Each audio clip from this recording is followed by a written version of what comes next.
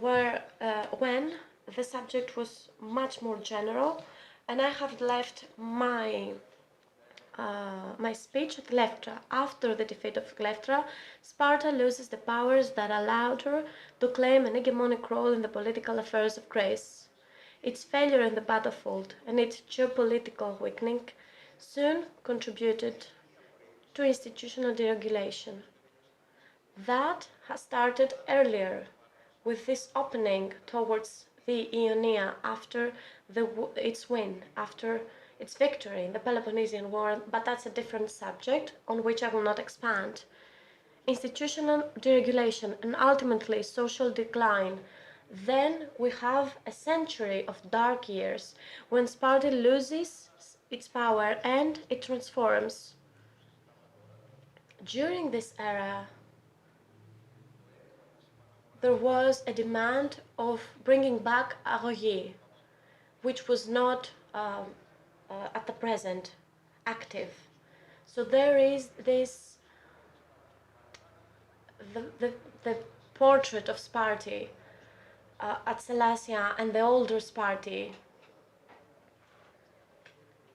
The notion of Omi at the classical period began to lose the meaning after Leftra, and then Sparta becomes more generally speaking,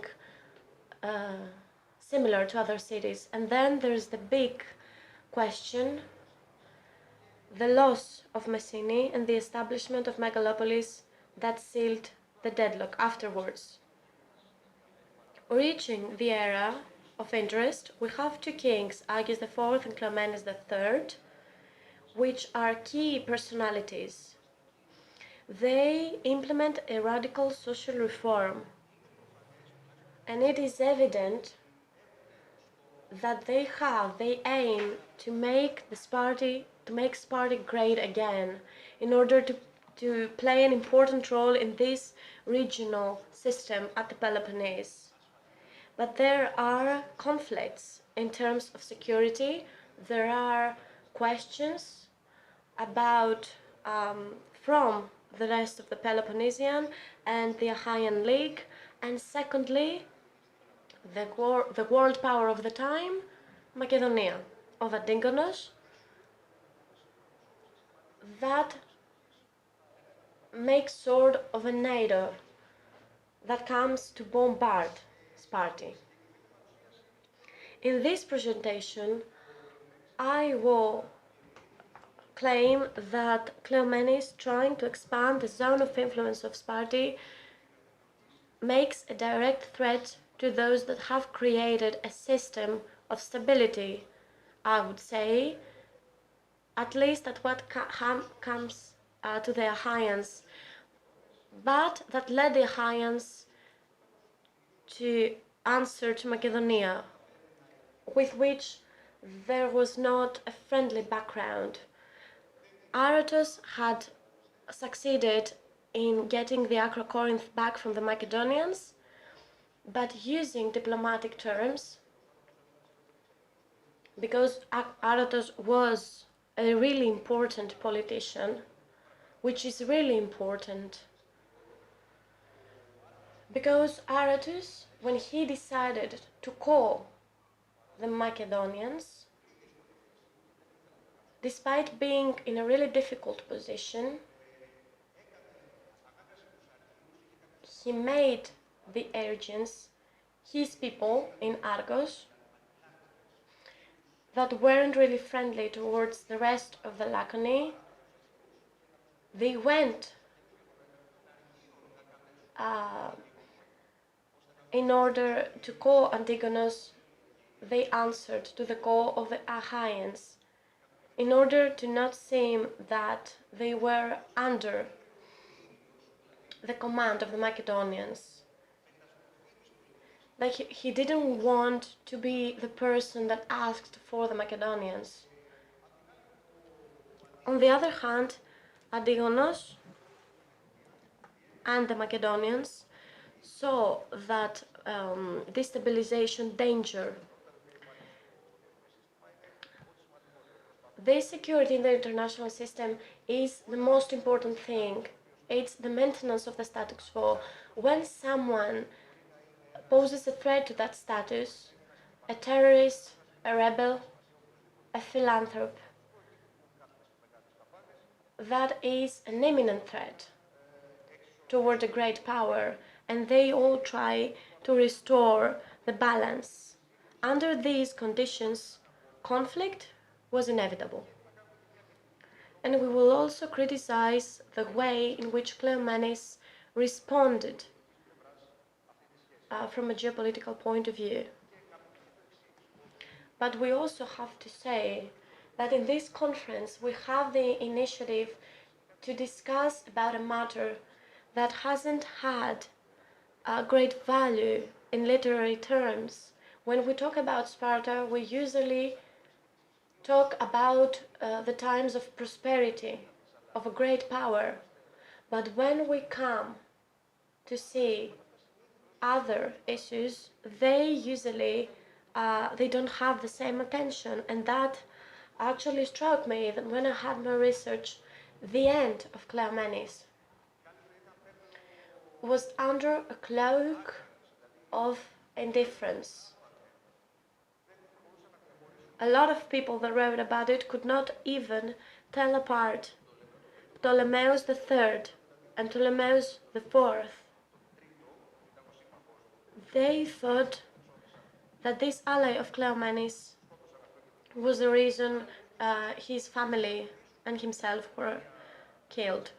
So we come here in order to enlighten a historical point of view that has not taken much value, and we have to learn from defeats, which are more important than victories always, and then we come to see those details.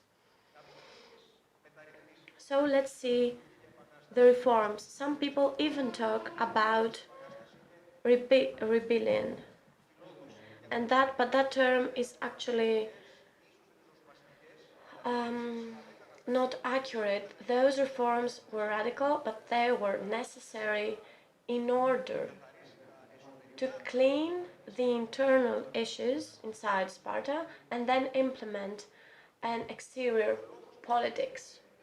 The reason is that he has to face the situation. There is a land reform and also debt limitation, and the groups of Periki and Hippomenes are open the social structure of Sparta. And then Cleomenes come across the demographic crisis, a huge issue at the time, an issue in the entire Greek territory for many reasons. The most important ones are the wars, the civil wars that brought the Roman Empire into Greece. Mainland Greece was not able to resist that in lack of army. And also for another reason, the point of power, the point of culture and economy shifts from the main Greekland to the Hellenistic Greekland. That is to say, the East, either Syria nor Egypt, or even the states even more into the heart of Asia. This enrichment and the social reform and the achievements shift towards the East. The Hellenistic world births the new ideas and the old values of Greece. They now take a global form that was birthed into the Hellenistic world. The kings, former to Agis and Cleomenes, rested in the Hellenistic model because that was not an option at Sparta because of debt, in order to face political problems through mercenary armies and not with a local national to say, that is to say, army. And in that way, the role that the citizens took became less and less important.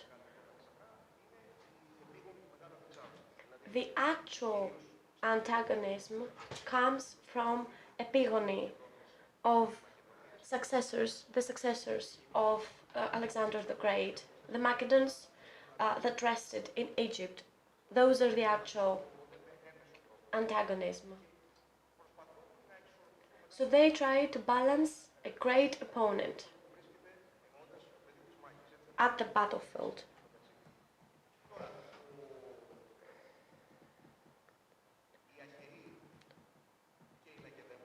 Both the Achaeans, the Achaean League, and Sparta come in direct conflict. And the question is, could they have a closer approach instead of coming in conflict? Yesterday, the answer was responded to negatively. But I would like to suggest that Sparta was too great to be a part of the Achaean League. All of the members of the Achaean League, 16 or 15 states, were separately really small comparing to Sparta. Sparta was really great in order to submit into a common unit under Aratus. As a result, the conflict was inevitable. They shared the same vital space. Their common interest was in the same space, and they had the same historical background in order to come to conflict. So Cleomenes, in order to clean his internal space, implements a radical reform. He renews his powers. He becomes really strong in the inside of Sparta, in the interior of Sparta. But this reform has a limit.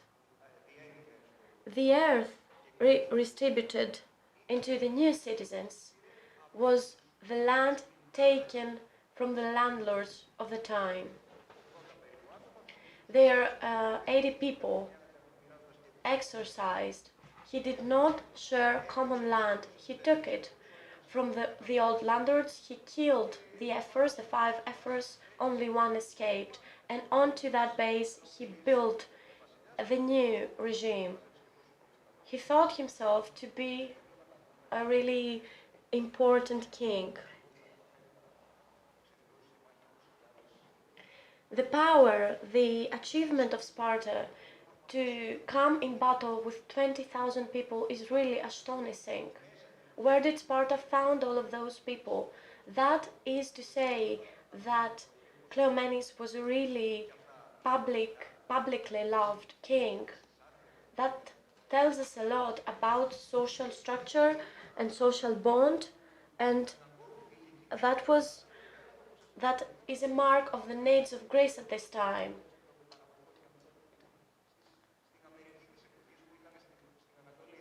The East becomes the America of the time, the center of knowledge, technology, economy, shifted towards the Hellenistic world, so Greece became a poor space, a poor country.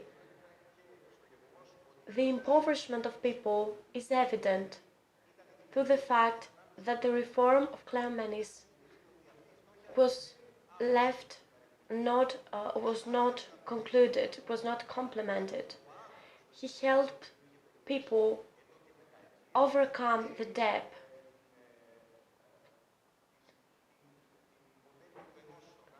The submission of one to another, those are marks of time, because there was also an institutional deregulation, as we mentioned above.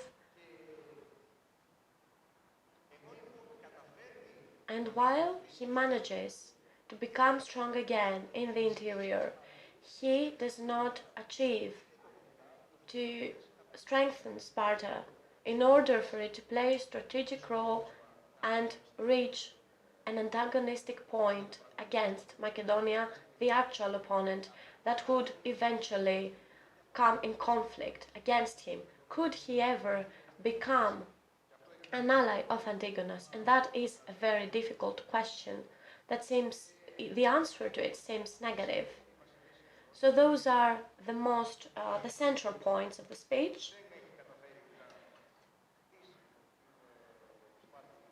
Cleomenes enabled to prepare Sparta in order to face exterior opponents, and as a result, Sparta is not in position to be a strong and evident power that could overcome those challenges, and that led us to the Battle of Seleucia.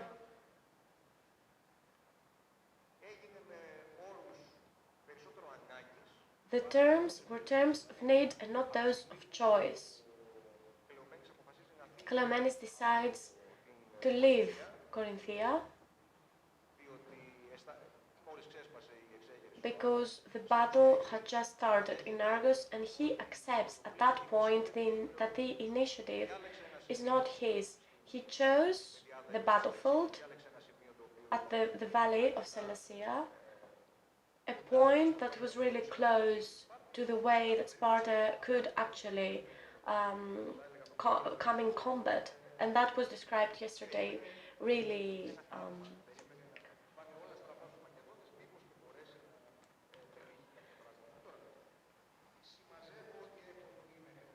really evidently. So in order to make a conclude, I would say that the Achaeans under Aratus began with a new federal model of strategy, of command.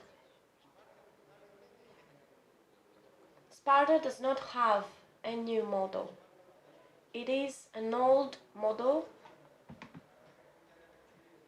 that even with the changes around the cities, Megalopoli, Argos, the center remains Sparta, into the valley of Evrotas. There is no politics in terms of the Hellenistic world that overcomes the Spartan model. The Spartan model was not involved in order to follow its needs. Sparta rested in Laconia. So those reforms, those Cleomenian reforms, were a threat against the project of unifying the rest of the Peloponnese.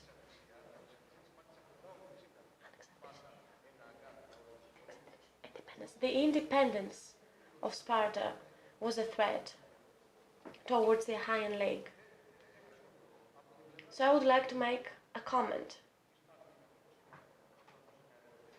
Sparta tried to implement itself, to take a part into the Peloponnese, and thus we could see the levels of analysis into the Peloponnesian Peninsula. We have a direct conflict of two states, and on the other hand, we also have to see an international point of view that defines, according to a lot of theoreticians, the way in which states function independently.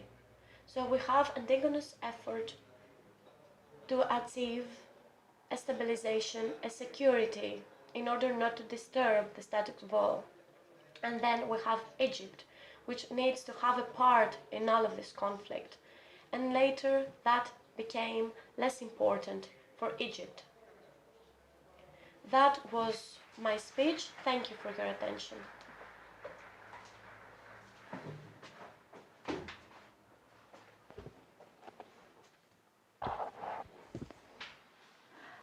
I would like to ask just a short break because there's actually a technical problem that we need to deal with. So I need to speak to Mrs. Kamiladopoulou for just a moment. Do you happen to know whether the problem is solved already? Are we all right now?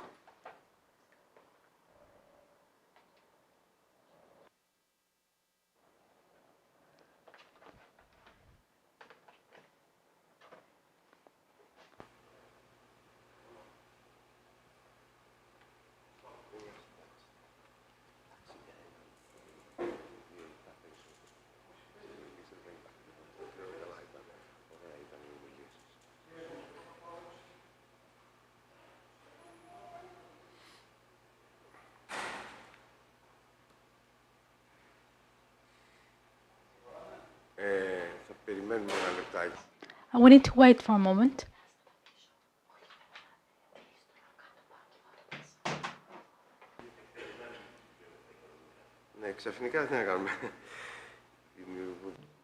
It was quite sudden actually, but it happens all the time.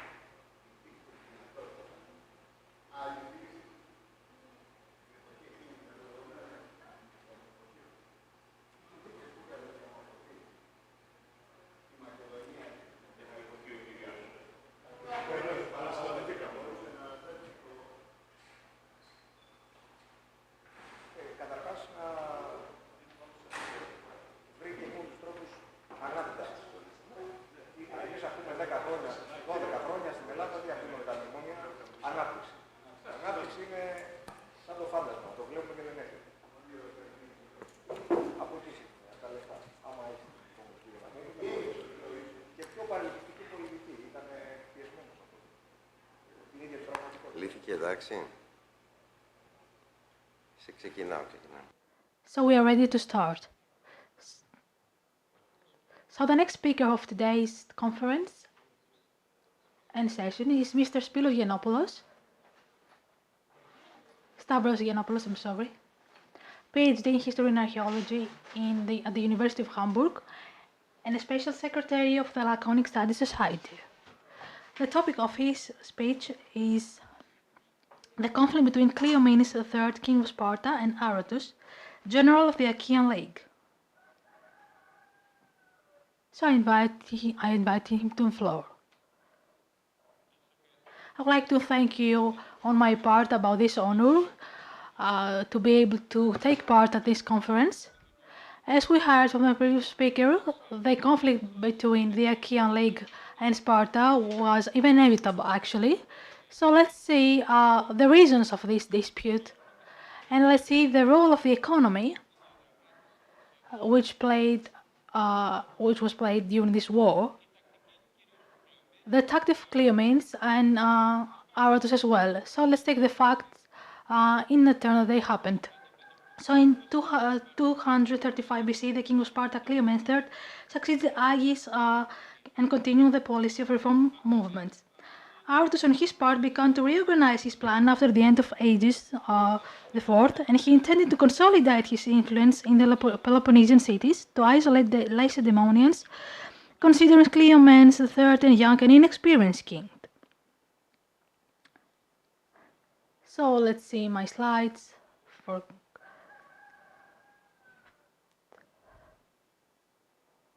I need to use my slides and my PowerPoint, so just give me a moment.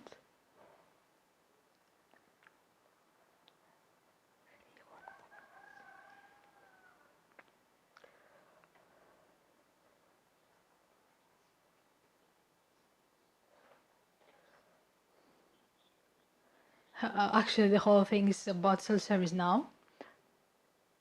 Where is the technician, I wonder? Anyways. So Cleomenes planned to engage in a state of war with Aratus rather than to live in peace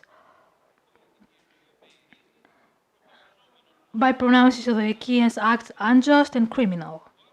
Artus, on his side, with the leadership of the Achaean League secured, aimed to protect his cities with his own forces and to draw all the Peloponnesians into one power. His vision was the distillation of many years of strategy, a long political career, and the sponsorship of Ptolemy III, the benefactor. His plans were opposed by the Lacedaemonians, the aliens and those of the Arcadians, who still sided with Sparta. In the year 229 BC, by decision of the efforts, the king of Sparta was sent on the expedition to the Peloponnesian cities to win over more and more under Spartan influence. Sparta tried to protect its power in the Peloponnese, seeing the alliance between the Achaean and Aetolian League as a threat to Sparta. So it began to occupy cities such as Athenion and Valbina, which broke away from Megalopolis and stood by the side of Spartans. Already by the time Cleomenes was enthroned in Sparta in the year 235, Central Arcadia had joined the Achaean League. Thus he began to militarily repel the Achaean resistance, which reconstituted its army, now opposing Sparta. At night, Aratus organized a campaign to conquer Tegea and Orchomenus, who had decided to join the Achaean League, but by betrayal he made Aratus withdraw. The efforts of Sparta, seeing the aggravation of the conflict getting worse, ordered the 300 horsemen and footmen who had encamped in Arcadia about Cleomenes to return to Sparta. They feared and avoided a generalization of the conflict by involving more Greek forces. In 2028 BC, Cleomenes continued his campaign in the Peloponnese and camped his troops in Arcadia. He then deployed in Palladio when Aratus avoided a head-on confrontation with Cleomenes III. In order to strengthen his alliances in the Peloponnese, he provided military aid to the Hellenians, who were being fought by the Achaeans. Those who left the Elysian mountain were persecuted, killed, or captured, and there was even a rumor that Aratus also fell in battle. So Aratus himself seized the opportunity, regrouped, and organized himself, and he organized an attack on Mantinia, causing the city to submit to the Achaean League. So everyone was surprised that the turn of conflict took after the capture of Mantinia, for no one expected the city to fall. The Lacedaemonians began to resent and doubt, as did the Euphorians, the prospect of Cleomenes' warfare in the Peloponnese. Then Cleomenes III formed an alliance with Tarentum and Crete, whose soldiers fought alongside and captured the city of Lektron.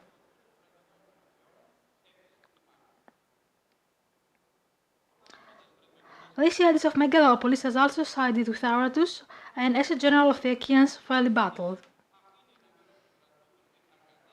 In 2027 BC, Cleomenes III, although he had encamped in Mantinia, left part of his army in Arcadia and returned with the rest of his troops into Sparta. At the very same year, with the minting of coins starts within the city, and King Ares was the one to make the start with tetradrachms.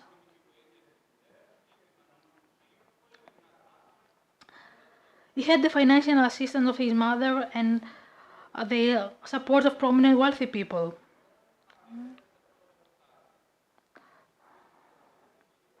Also, the political liberation of Ilos yielded 500 talents as well.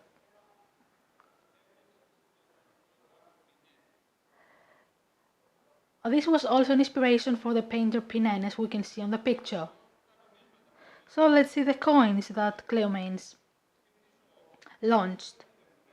On the reverse, the national Lacedaemonian in the form lambda alpha Greek letters denotes the national currency instead of the private mint of King Ares. On the other side, there is a portrait of a young man without a beard facing to the right. This is the type 1. The head is adorned with a diadem, and on the reverse it's tied with a ribbon.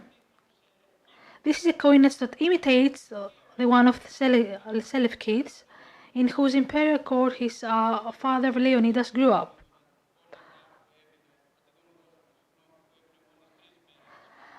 But they are not coins of the Antigonus Doson, who stayed only 3 days in Sparta. Cleomenes III is probably depicted on that.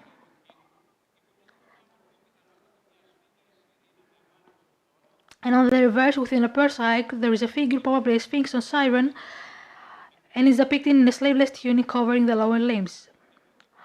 The head is adorned with a Corinthian helmet tilted to the right and a jewel on the neck, while animal figures and goat are depicted next to the image. This is Artemis Orphea, who was intertwined with a Lycurian lawsuit, which Cleomenes III expected to revive. So the next coinage we have, it's actually type 2, depicts Ptolemaic types, seized from the year 226 and 25 until 222. Ptolemy III, the benefactor, paid the Spartan king 6 talents per year, which he first paid to the Aratus and the Achaean League. The coins are made of brass and depict on one side the eagle standing with a thunderbolt, and on the other side straight lines heading in a circle symbolizing again a thunderbolt.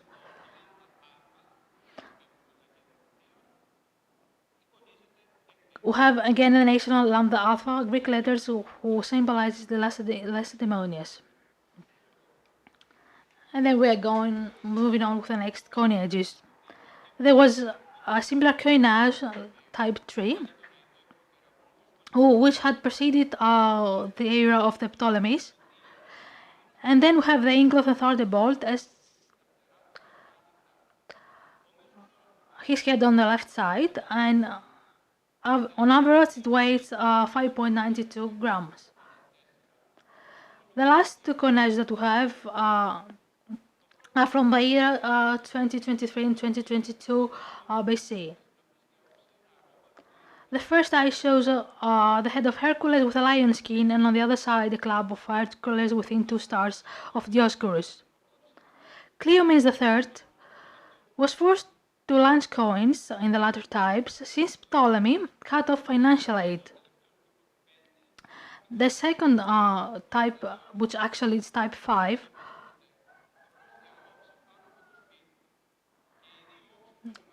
depicts the same things, and both sides of the coins are adorned with a bird cycle. At this very point, we should take into consideration the ancient writer Plutarch's criticism on of the destruction of efforts and the reforms.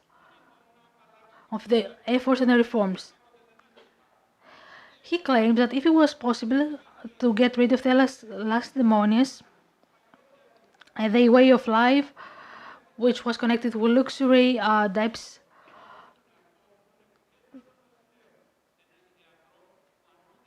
then he would have considered himself the happiest of the kings. The judgment of Polybius is quite different, who believes since the year 2027, Cleomenes III had turned the kingdom of Sparta into a regular tyranny. So we see 2 different opinions now. Up to a certain extent, it seems sensible that he should have taken industrial measures to reconstitute Lacedaemon.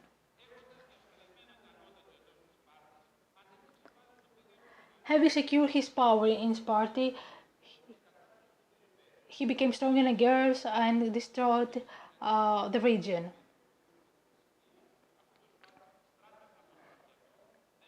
He also sponsored theatrical performances with actors from Messenia, since the Spartan troops would not attend inappropriate or substandard performances. In the year 226, Cleomenes continued his advance and camped in Mantinea. This city had suffered much suffering and lamentation in the past, so it even sought the help of Aetolia. In the city, he established the aristocratic constitution and the Lycurian laws, and left on the very same day. He continued his advance to the next city and stood on his side, that is Teia in Arcadia,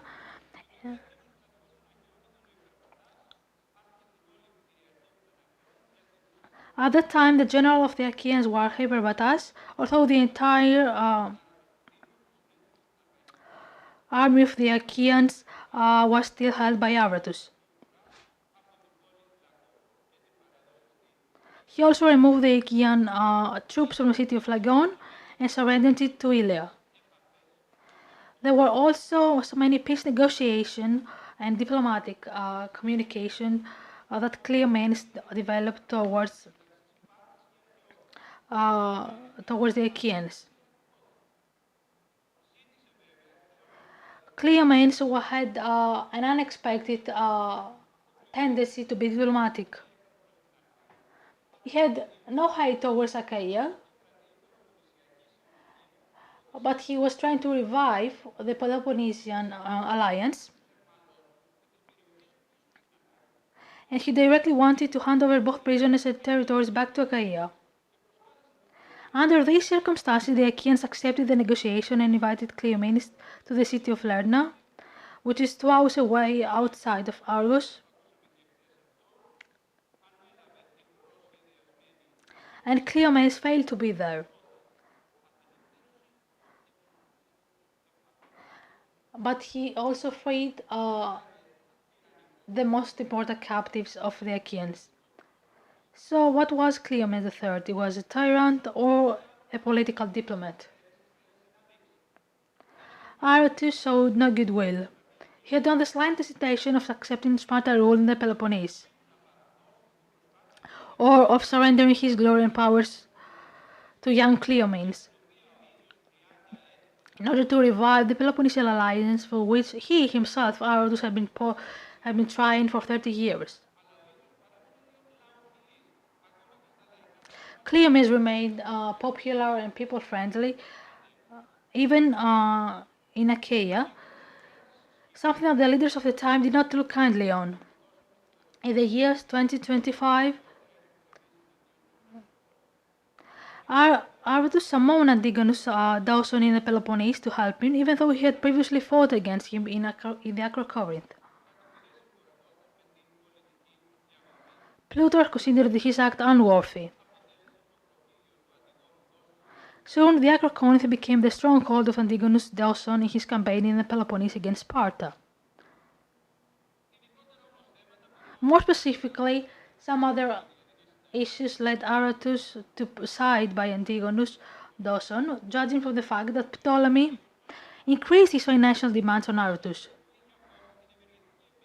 In his mind, he may still have had the beneficial effect of the action of Philip II, the son of Thamindas. As a result, the standard of living of Achaia was altered,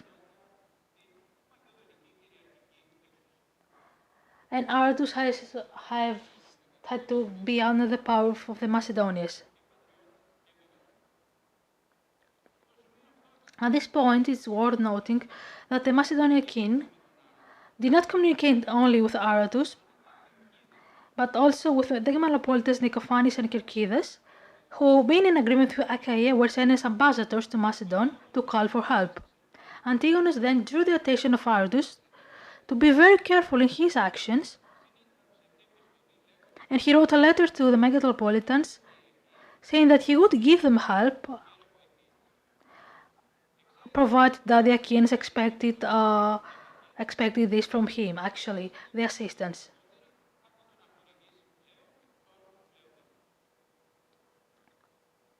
So now the solution seemed better than to grant Cleomenes. In the year 2025,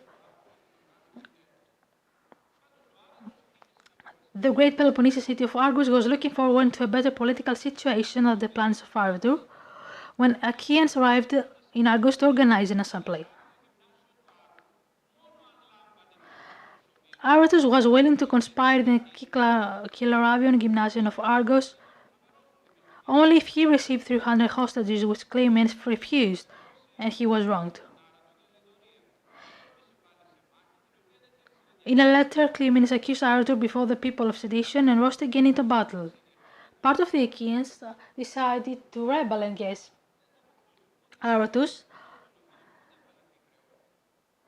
since they believe that there wouldn't be any freedom or autonomy nor the cancellation of debts. Separatists of the Achaean League attacked, and then Aratus, fearing the possibility of betrayal, positioned his cavalry and infantry at Corinth and Sicyon, and he then celebrated Nemea at the temple of the Nemean Zeus between Corinth, Sicyon, and Pleiades. But Cleomenes prevailed in Argos, and then we have Peloponnesian cities by the side of Cleomenes, because they're actually quite frustrated about the possibility of the Macedonian alliance. For sure, Cleomenes did not want a divided Peloponnese, so he did another diplomatic action.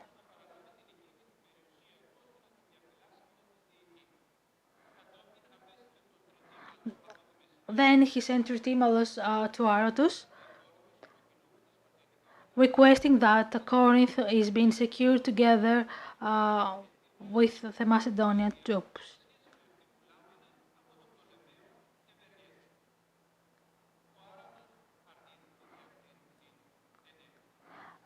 Aratus refused this action. So we are now led to the final battle between Cleomenes and Aratus in Megalopolis. Some citizens did not want the fight, but Cleomenes was in for the glory.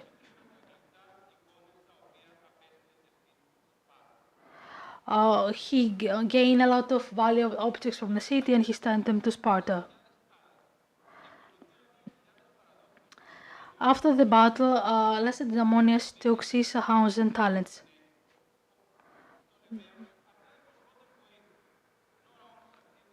Then Cleomenes sent his people to Egypt.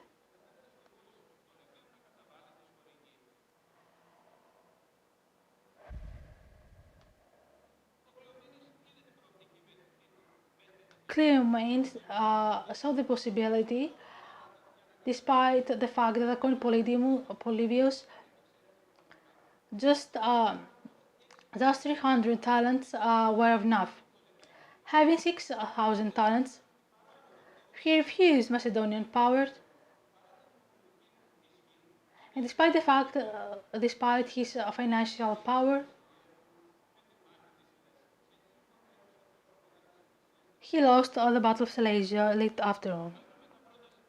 Let's see the first conclusion. The Achaean alliance managed to stay in the victorious alliance and recover in the year 190 BC the Peloponnesian domination. On the other side, Cleomenes III not only revived Sparta from the Valius demolition, but he also created a strong economy of the Macedonians, and he filled and he gave money to the city.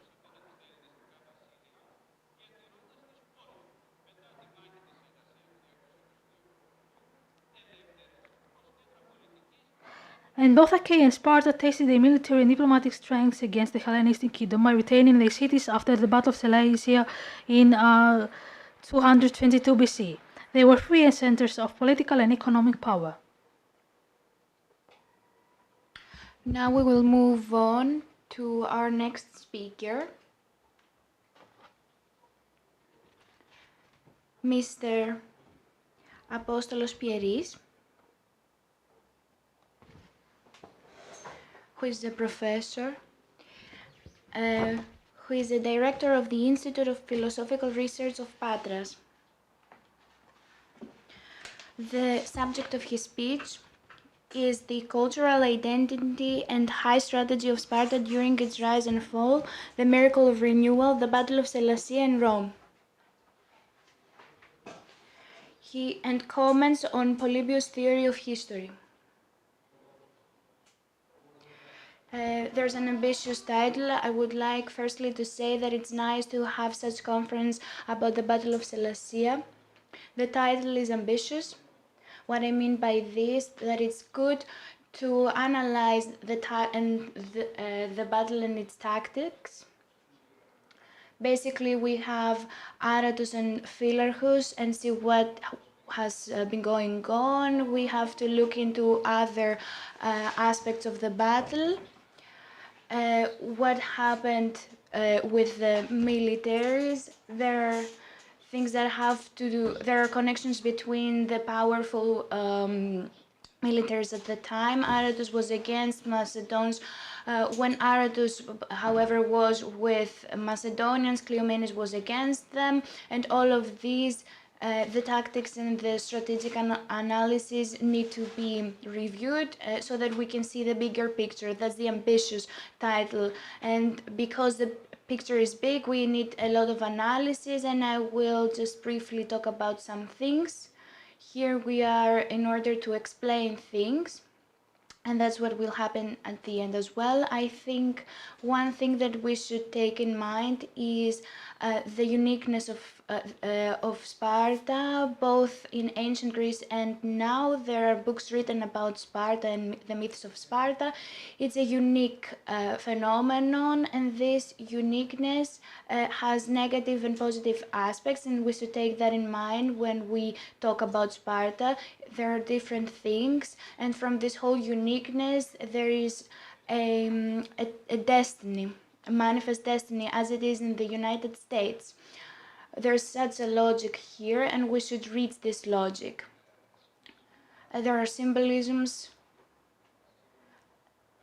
like the sun in Menelaio when we were talking at the night. That is something that not many people know in Sparta, and it's a worship kind. Machiavelli says in his comments about his speeches about the first speeches of Titus, his great work, he says that any religious system or political system must go back to its beginnings if it wants to be able to survive. If this happens a lot, then the development can run smoothly, but if it loses its roots, it keeps the titles but the spirit is gone, then there are at some point some very painful phenomena, revolutions with much tension against the conservative system that was supposed to exist back then. From super conservative, it turns to super revolutionary. And we should take that in mind as well, what Machiavelli says. But the basic thing, that's why I talk about comments to the Polybius history. Polybius chooses Aratus. He doesn't speak about Philarchus. From Plutarch we learn about the battle and the alternative theory of the battle. He has a clear positioning. He speaks about Aratus, the Achaean League. He believes in the Achaean League. This doesn't mean that after all the things that happened after the 3rd century, they ended up to the common bad things that happened to Greeks. He says that he has a broadened mind, but he stands with the Achaean League. What he says to his analysis in his 6th book, how Rome from 222, we talk about 222, Polybius began his history, his systematical history, not the things that he wrote before. He begins his history to 222 when Rome for the first time was expanded away from Italy and reached the Balkan area, and begins to start its leadership to a universal level. And within 53 years from a topical leadership, it went to a universal leadership. That's his problem. He develops that, he talks about that, and he tells us basically that the power of a city, of a state, is its ways. Not only the system that it uses within the city, but the way of living, from αγωγή, the education, the way of living. And it takes the ethos and the systems of a people inside a civilization. That's what he's interested in, and he talks about how and why it happened, the ways and the ethos. Something that is very important to us is what he says about in his comparison analysis between different ways of living. There he talks about Athens for Plato and the historians. He refuses Athens and he doesn't talk really about it, not Chalcedonian, not Theba. He's focused on two things.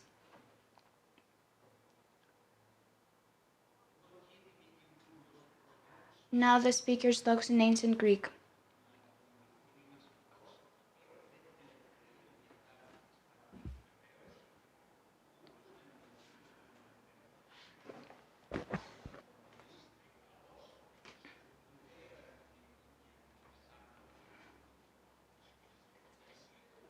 If we want to keep, he says further, if our goal is to keep the freedom of people so that it can reach its highest level, then Lycurgus is our friend.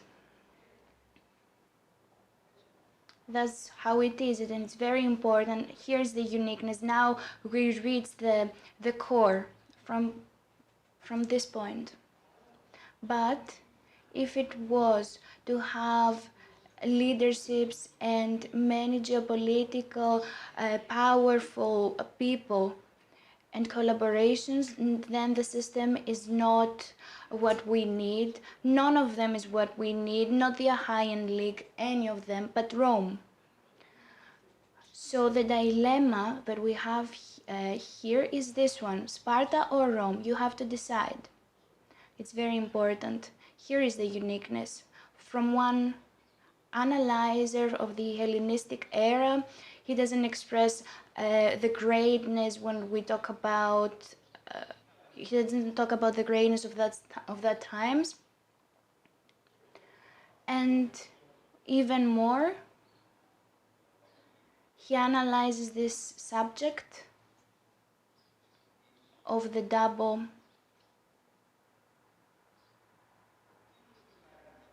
Again, the speaker speaks in ancient Greek. Polybius wonder, why did I say all these? Again in ancient Greek.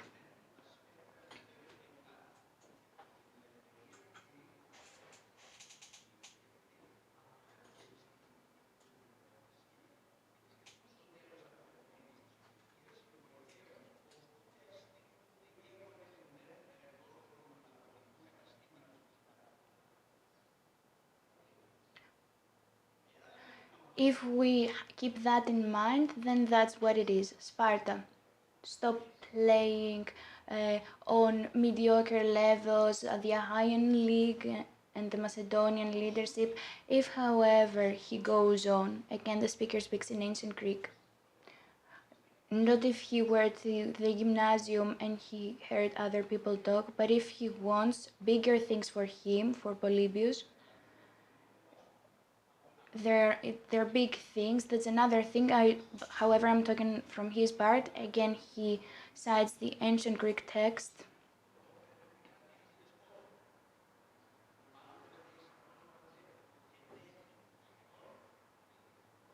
One hegemonic powerful that has a huge empire, let's say, a geopolitical system that is huge.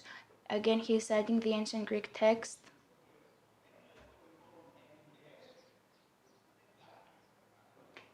It's not what we need. We're not an empire. We have advantages to talk in modern terms. Again, ancient Greek. So we have a clear positioning, very analytical, and it's something that's being consciously made like that. How was Rome? How did Rome happen? Because Athens, the Achaean League failed, the Macedonians, Ptolemies failed, Mycenae failed. So that's where we can begin. That's where we can take it from the beginning. And it comes from the enemy.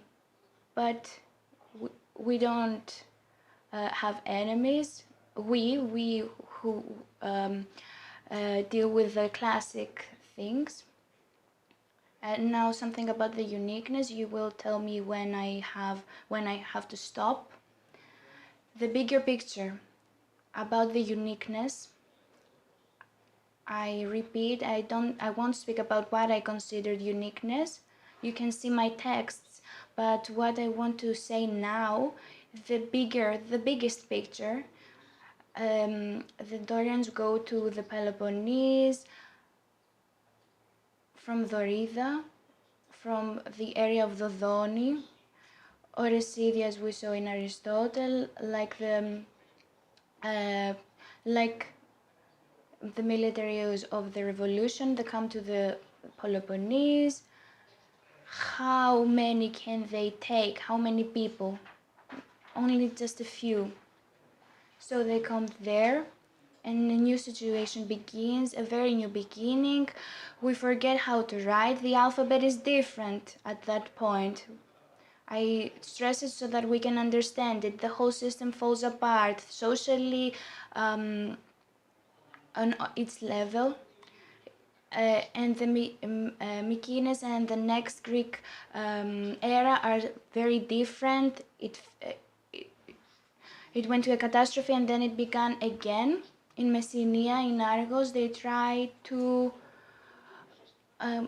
take the old from the old system what was needed and what was useful to create a new system of living for a new beginning, like in the situation of Carlomagnus, who took old characteristics.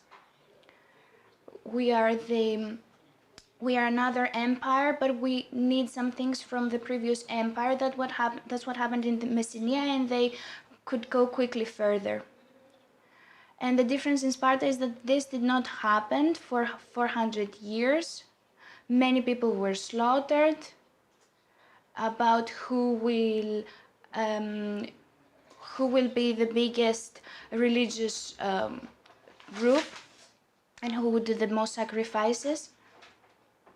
They needed help to avoid the Achaeans.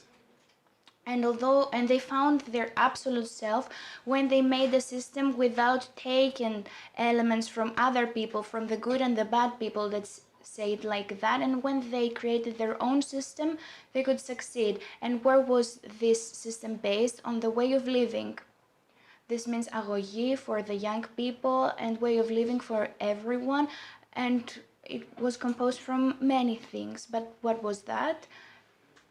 The freedom of people is not to do what they want, but in order to reach the perfect being is to understand what it is. That's what it wants, and that's what is shown, and what we think about the perfect level.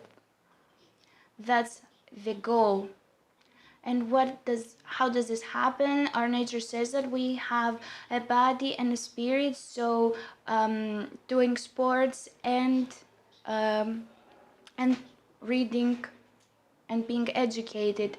So you don't give your time to your family, to economy, to leadership, and you make a system that is very complex, that doesn't work. And when the Spartans were asked, why do you do that? And that's why, and they say that that's the reason why we do it, so that we do not come in an agreement. Because when I want to go to the gym, I don't want to hear about the leadership problems. one characteristic. I speak very quickly, I'm sorry, but that's a characteristic that I'm going to say now. So when the revolution in 500 BC happened, they went to Sparta. It was de facto a leadership. Other people would hear what they would say in Sparta because they were the best and they admired them because they were perfect. That's why. Where they needed, they would do an intervention, but it was enough to send one Spartan person and people would hear what he would have to say. Aristagoras comes to Sparta, who created the revolution, develops a speech, a great speech. Why does Sparta have to help? So the whole Peloponnesian League and all Greeks should help the Greeks against the Persians. Because we are Greeks, it's your same not to help us. We have the same gods and we're Greeks. He tells him that it's not as hard as it seems because they are many, but we have the phalanx that gives meaning to things, and when we reach that, we will be all one. And stop giving your attention to Messenia, for example. That's what Alexander made fun of when the Lacedaemonians came. He said to his friends, "It seems my friends, that when we were in Gavgamela against the Persian Empire, there was a small battle." He made fun of the battle. Mice against each other was Sparta in Aegean. It was the exact opposite of that. Sparta was the exact opposite of that. I would say that what Alexander did in Gavgamela was a small battle. That's the uniqueness with one word. The result, when Cleomenes went and said you will have, when they went to Cleomenes and said you will have all of this, Cleomenes said in 5 days I will respond to you. The ancient Greeks use their time. How many days does it need from the to reach here from where they are? He asked Cleomenes Aristagoras, and Herodotus is ironic by saying that Aristagoras said the truth, although he was wise. It would last 3 months to reach them. By the night you will leave Sparta, it was not a strategical argument.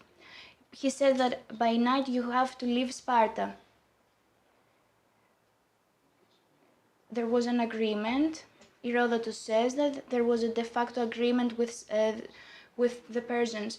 This means that Sparta wanted to be quiet so that it could reach its perfect level. They want freedom, natural freedom, not to do whatever I want, but to be close to my nature, to the perfect level of nature, and to do it as well as they can. They wanted to be quiet. That was a very great issue about time. So we should not do that.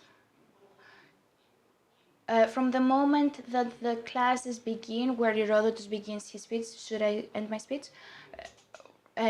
Where Herodotus begins his history, he talks about the myths, about Media, about Hellene.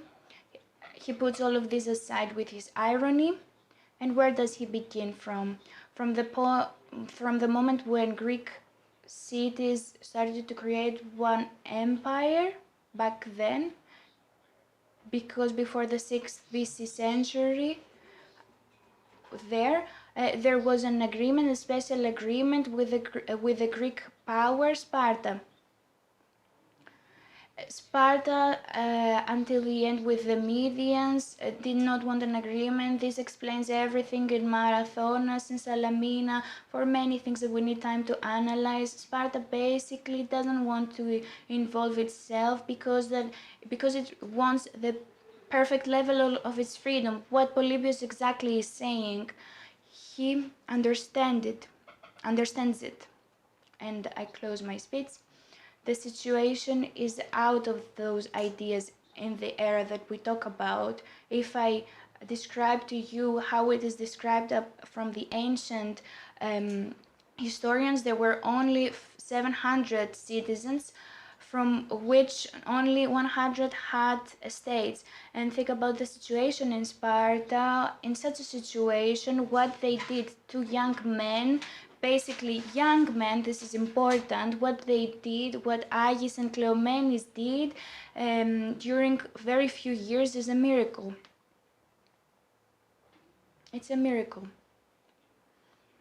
It went violently, it happened violently, and that's why how all of these things happens, and that's why Machiavelli says don't reach that situation of violence, because then blood will be shed.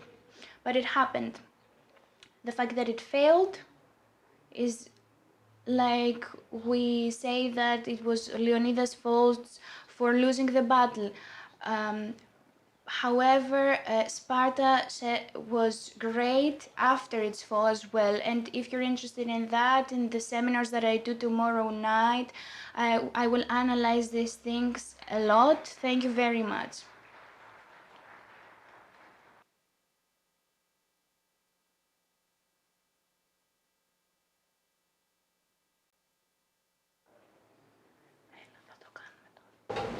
If you want, we can take 5 minutes to make any questions if they have occurred. So if you have any questions, just go on. I don't know if anyone wants to ask something, otherwise we have a break. Of course, we can do it in the end.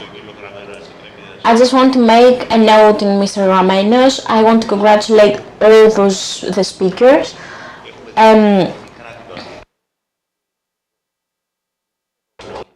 We have mercenaries, and this is not a characteristic from the Hellenistic years. You talked about this because you talked a lot about the mercenaries. I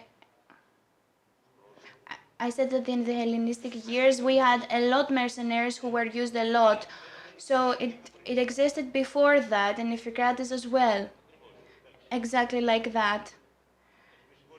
I'm sorry, I'm really sorry, thank you. And one more question to Mr. Villanopoulos, who talked from the resources. Do we have Roman resources for the Battle of Sellasia? Roman authors, Kikeron, Medios, historians that had very briefly wrote about Sellasia? I don't think so. I don't think that we have such authors, because that's exactly what I wanted to say. I think they were covered from Polybius and the historians of that era, and they would avoid mentioning details about Greek events. Even in mentions about Rome against Sparta happened later with Flamininos. I don't think there are. From what I know, they are covered because they knew Greek from Plutarch and Polybius. So you understand that they did not have to repeat a subject that was analyzed in detail from Plutarch, in Plutarch Aratus and in Plutarch Cleomenes.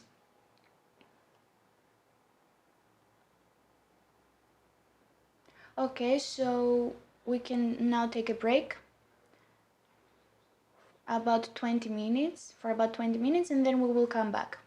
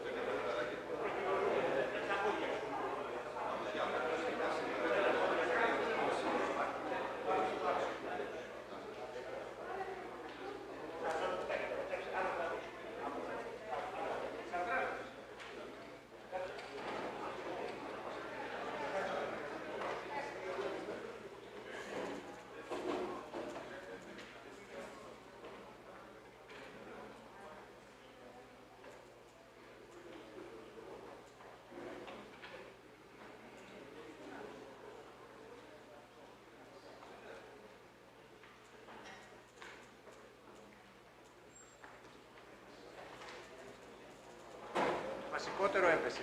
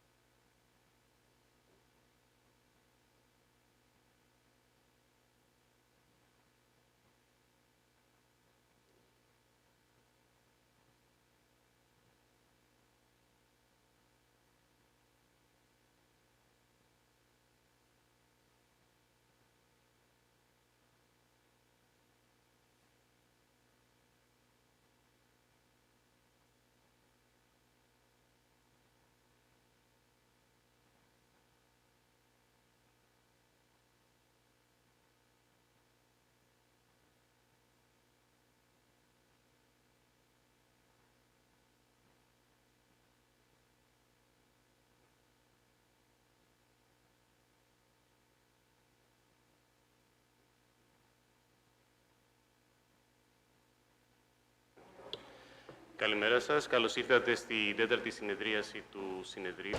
Good morning and welcome to the fourth convention. The today session is aiming. Now I'm going to present your speakers. Is Dr. Stanis Apostolidis, Mrs. Stephanie, Galino, Mrs. Rita Sassou, Mrs. Panayota, Panayota Laskari. We're going to start from Mr. Apostolidis, who is a historian and an author.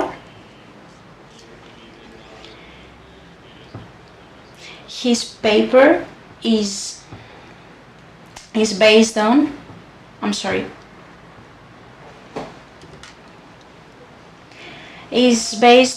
a comprehensive assessment of the figure.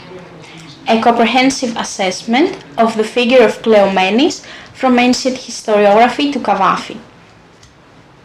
Let's begin.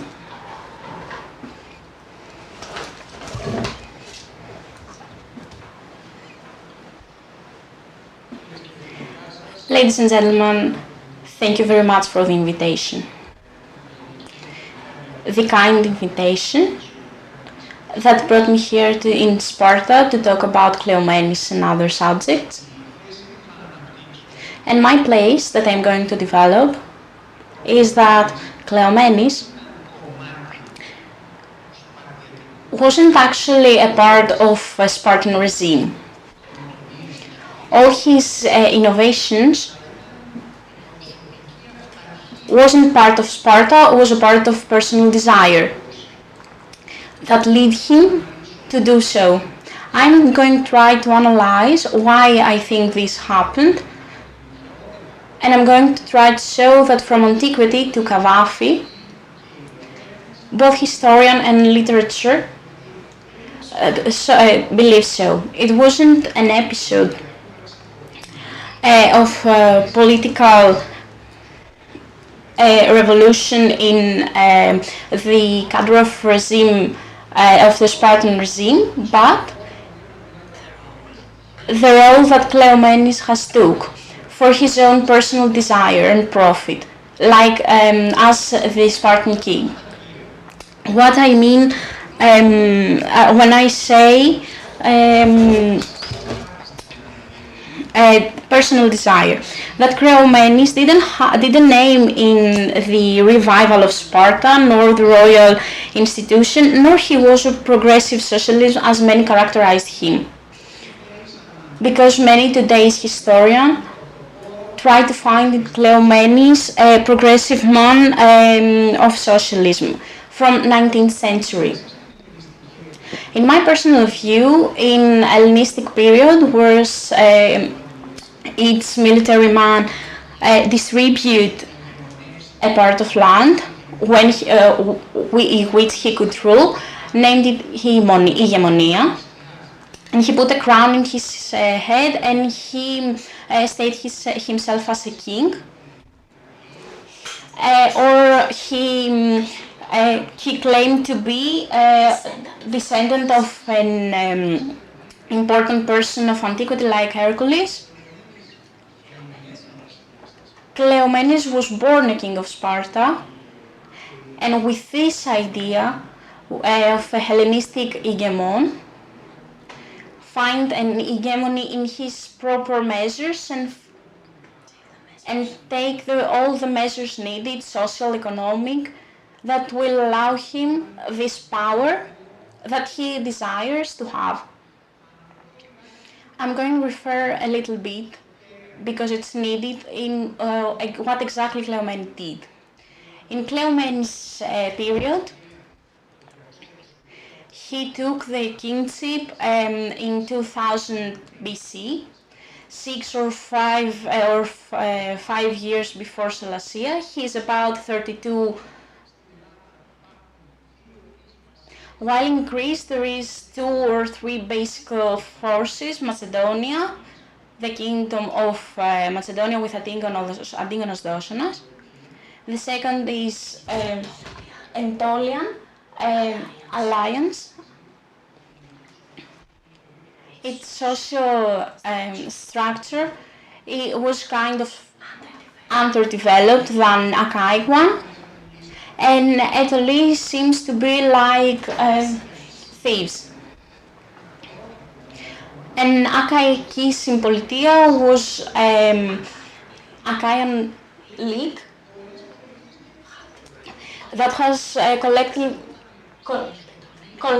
all the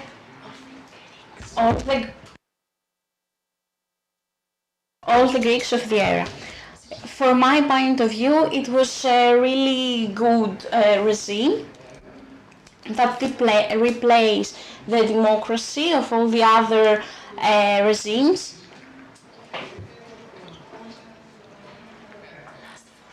And could actually work as the last fortress. Leader of Achaemenid League is Aratos. He wasn't always the leader, but he is the main one. A kind spirit. A spirit that today probably we would call democratic and liberal. And this way Aratos managed to conquer all Peloponnesian cities. And at the moment where Agis IV was appeared, he decides that that Sparta should regain its power. Sparta at the moment had only 700 hoplites, and it was really few at this time.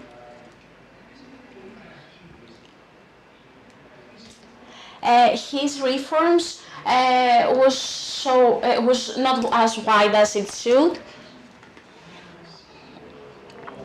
and Cleomenes tries to apply Agis' program and do reforms in the name of Lycurgos, as the study of Meletis Mikalopoulos states.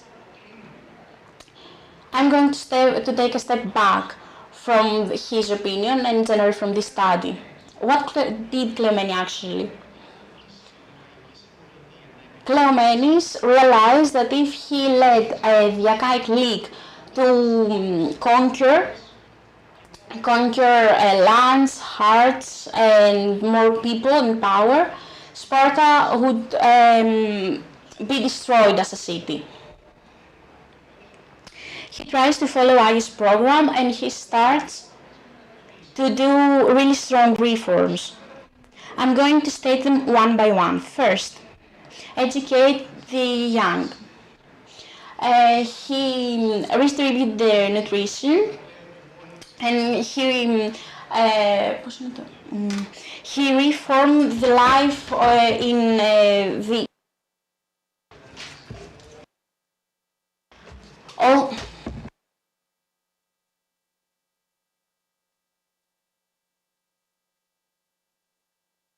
Αγωγή is the first step. The second step is that he tries to change. Instead of mirrors, which was the typical structure of military in Sparta, he introduces phalanx, a new weapon. Instead of using the sparrow, he uses the sarissa. So from one hand, he tries to follow a classical direction. On the other hand, he changes the basic weapons. Second, he insists in the decent appearance of all the people in Sparta and his own.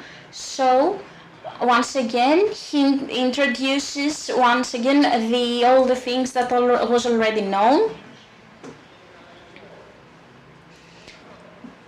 First, he gives the right to 6,000 slaves, ilotes in Greek.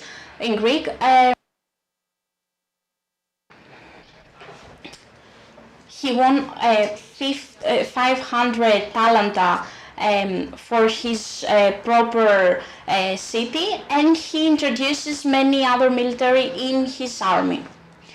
He also gives the right to Pericus to be a part of a Spartan army. So in this way he managed to complete an army of 4,000. Some of them probably would have political rights and inabilities. Third, he redistributes the land. The land was only distributed to women because the Spartan women have the ability to distribute the land to whoever they want, and as a result they give the land especially to little girls,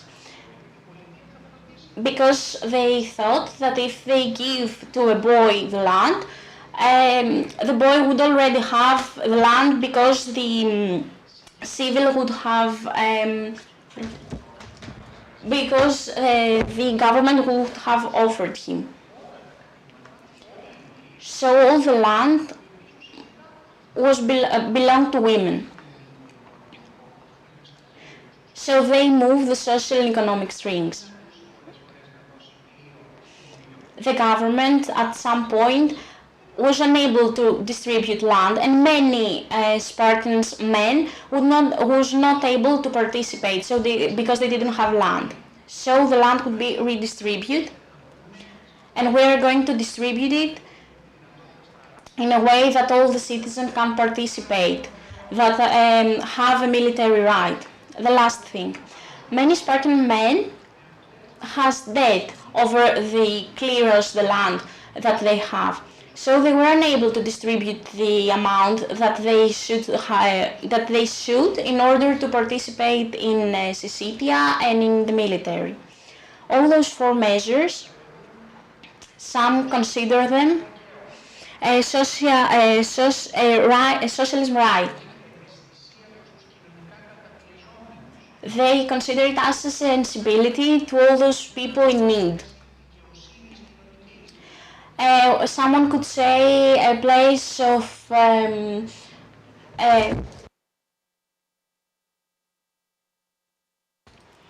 Cleomenes created his own army in an equal way, where if someone was an ilote or has debt, he was able to become a Spartan military man. So from the point they were about 700 or probably 1,000, and now his army is up to 15,000. Showing the question that how Cleomenes managed to lose. Cleomenes lose because all those military men wasn't actually military man. It was mixed with people that didn't have the education or the ethos of Spartan men. So we can see that at the moment he creates an army, he didn't even care about the classic way of Spartans used to fight Itani epitas in Greece. He changed the basic weapon and tactic. So he made a decision between if he wants an army of his own or an army of Sparta, and it's only logical that in between 2 or 3 months he was unable to create a Spartan army. A Spartan army is an army that needs time to be created with Spartan ethos. So we see an effort that is that favorizes Sparta, of course, but firstly he favorizes the hegemon. Cleomenes is a leader, a ruler, that firstly he cares for his own benefit. And in this way he creates a strict military weapon. With this weapon he starts to make campaigns to be, and all the people and all the cities of Sparta starts to be one and fight with Cleomenes. Cleomenes took the majority of land from Aratos, and Aratos started to believe that he has become the end of Achaia League. And he decides to call Antigonos Dossenas in order to defeat Cleomenes, who now has become the major threat. Of course, Cleomenes tried to export all those reforms to Peloponnesians,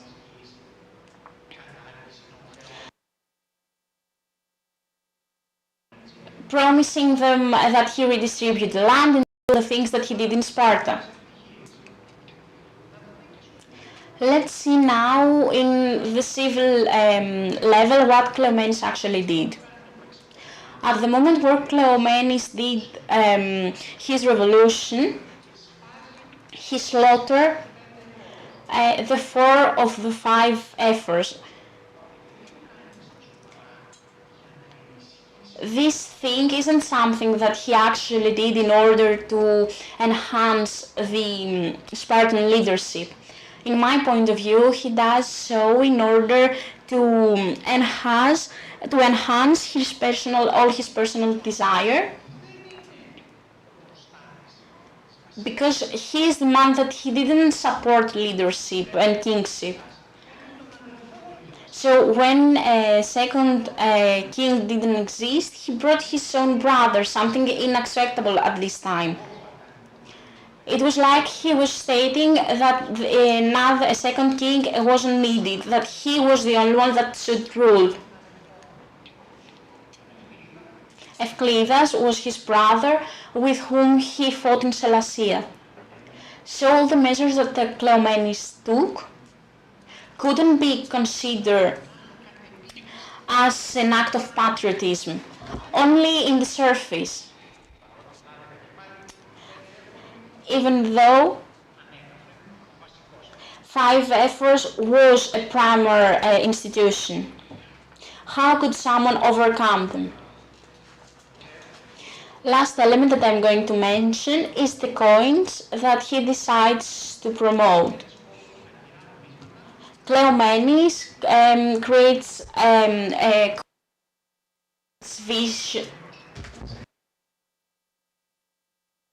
silver coins with his face.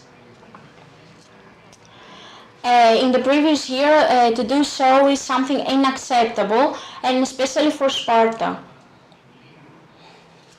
We learn from all the school books nowadays that Sparta didn't have a coin that could exchange.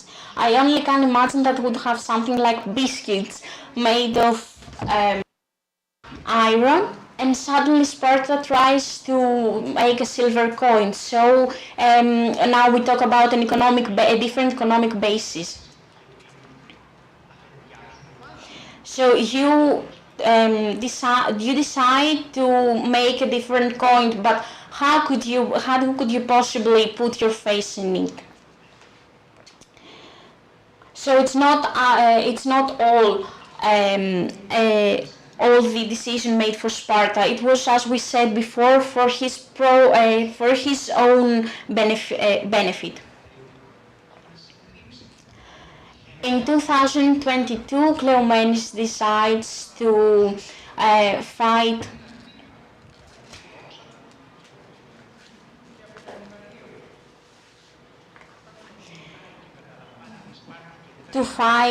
this. When Cleomenes was defeated, Cleomenes decides to leave Sparta, something that is really unacceptable for a Spartan king. I'm not trying to take all the glory of Cleomenes, but it was unacceptable for a Spartan king. He decides that if this kingship has fallen, he could create a second one. Kavafis has said so for Demetrius, who, when he was defeated by people who live in Epirus, he decided to leave his camp. He changed his clothes and he just leave his camp. What kind of ruler is he? In Hellenistic period, there are many people like that, many kings like that. Cleomenes decided to leave and moved to Egypt and fled to Egypt in his ally Ptolemaeus, where he thought that they support him, but he actually didn't find the support he wishes for. Ptolemaeus Tetrarchos was the king now, and he didn't think it was logical for to be a part of all those fights from Antigonos Sparta against Sparta. And he decides to put Cleomene in a castle outside of Alexandria, and he didn't allow him to leave. He took care of his nutrition and all those stuff, but he was actually a prisoner. And Cleomenes realizes so. It's the third time that I'm going to prove that Cleomenes actually worked from himself. Cleomenes decided to escape with his own people. He fled to Alexandria. He killed some of the military men of Ptolemaeus, and then he strolled around the streets of Alexandria and called the people to liberty, to be free from Ptolemaeus. Something that at the time was really crazy, that only a real ruler could achieve.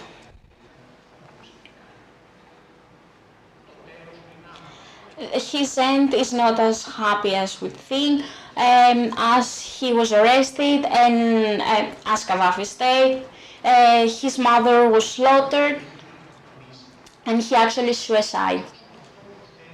However, what I want to say and declare is that Cleomenes was actually a Hellenistic type ruler. He acted in Sparta. He used all the materials in Sparta, but his reforms show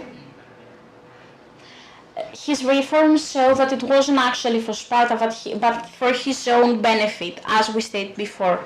When Antigonos Doson conquered Sparta and frightened the Spartans, decided to leave Sparta, Doson said to them that I'm not going to hurt any of you.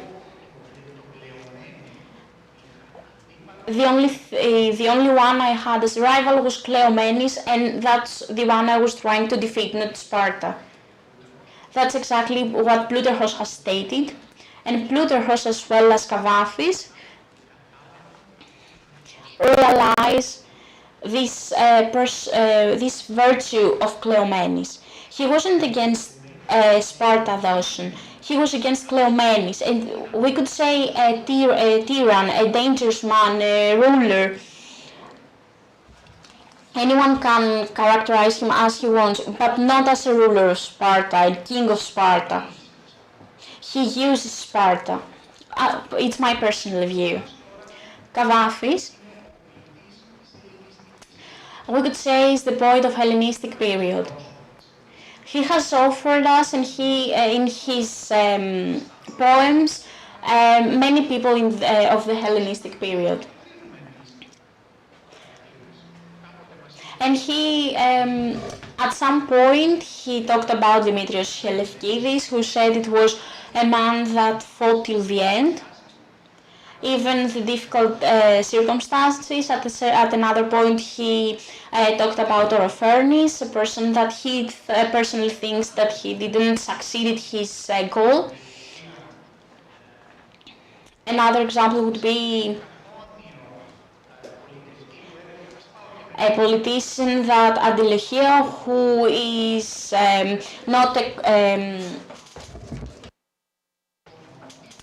who usually changes opinions, but from all those people, Cleomenes' figure was the only one that chose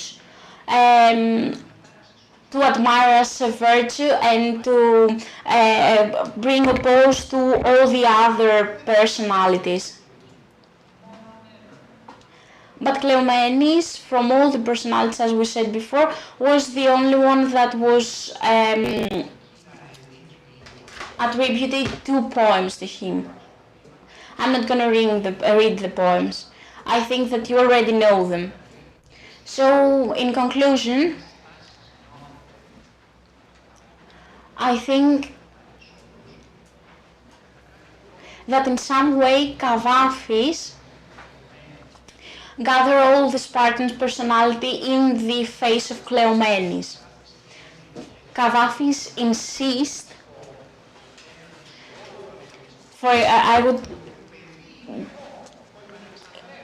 Kavafis insists that he is a child of Alexandria, and this is the people that I admire. But I also admire Lakedemo. I also admire Cleomenes. And if someone asks me, Kavafis, give me a personality that would be exceptional, I would give you Cleomenes, an exceptional king, who has exceptional virtue, and no one could possibly deny all those things. And that's exactly what I'm stating. So I think that from ancient history to Cleomenes was a personal ruler that he creates his own hegemony, and he tries in any way possible to support his personal dream. So that's all from me. Thank you very much for your time.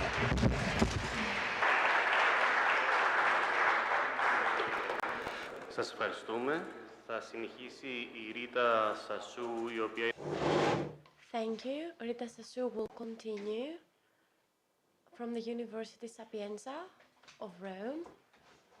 Her paper is in Greek, Changing Paradigms in Spartan Religion and Values in the 3rd century BC.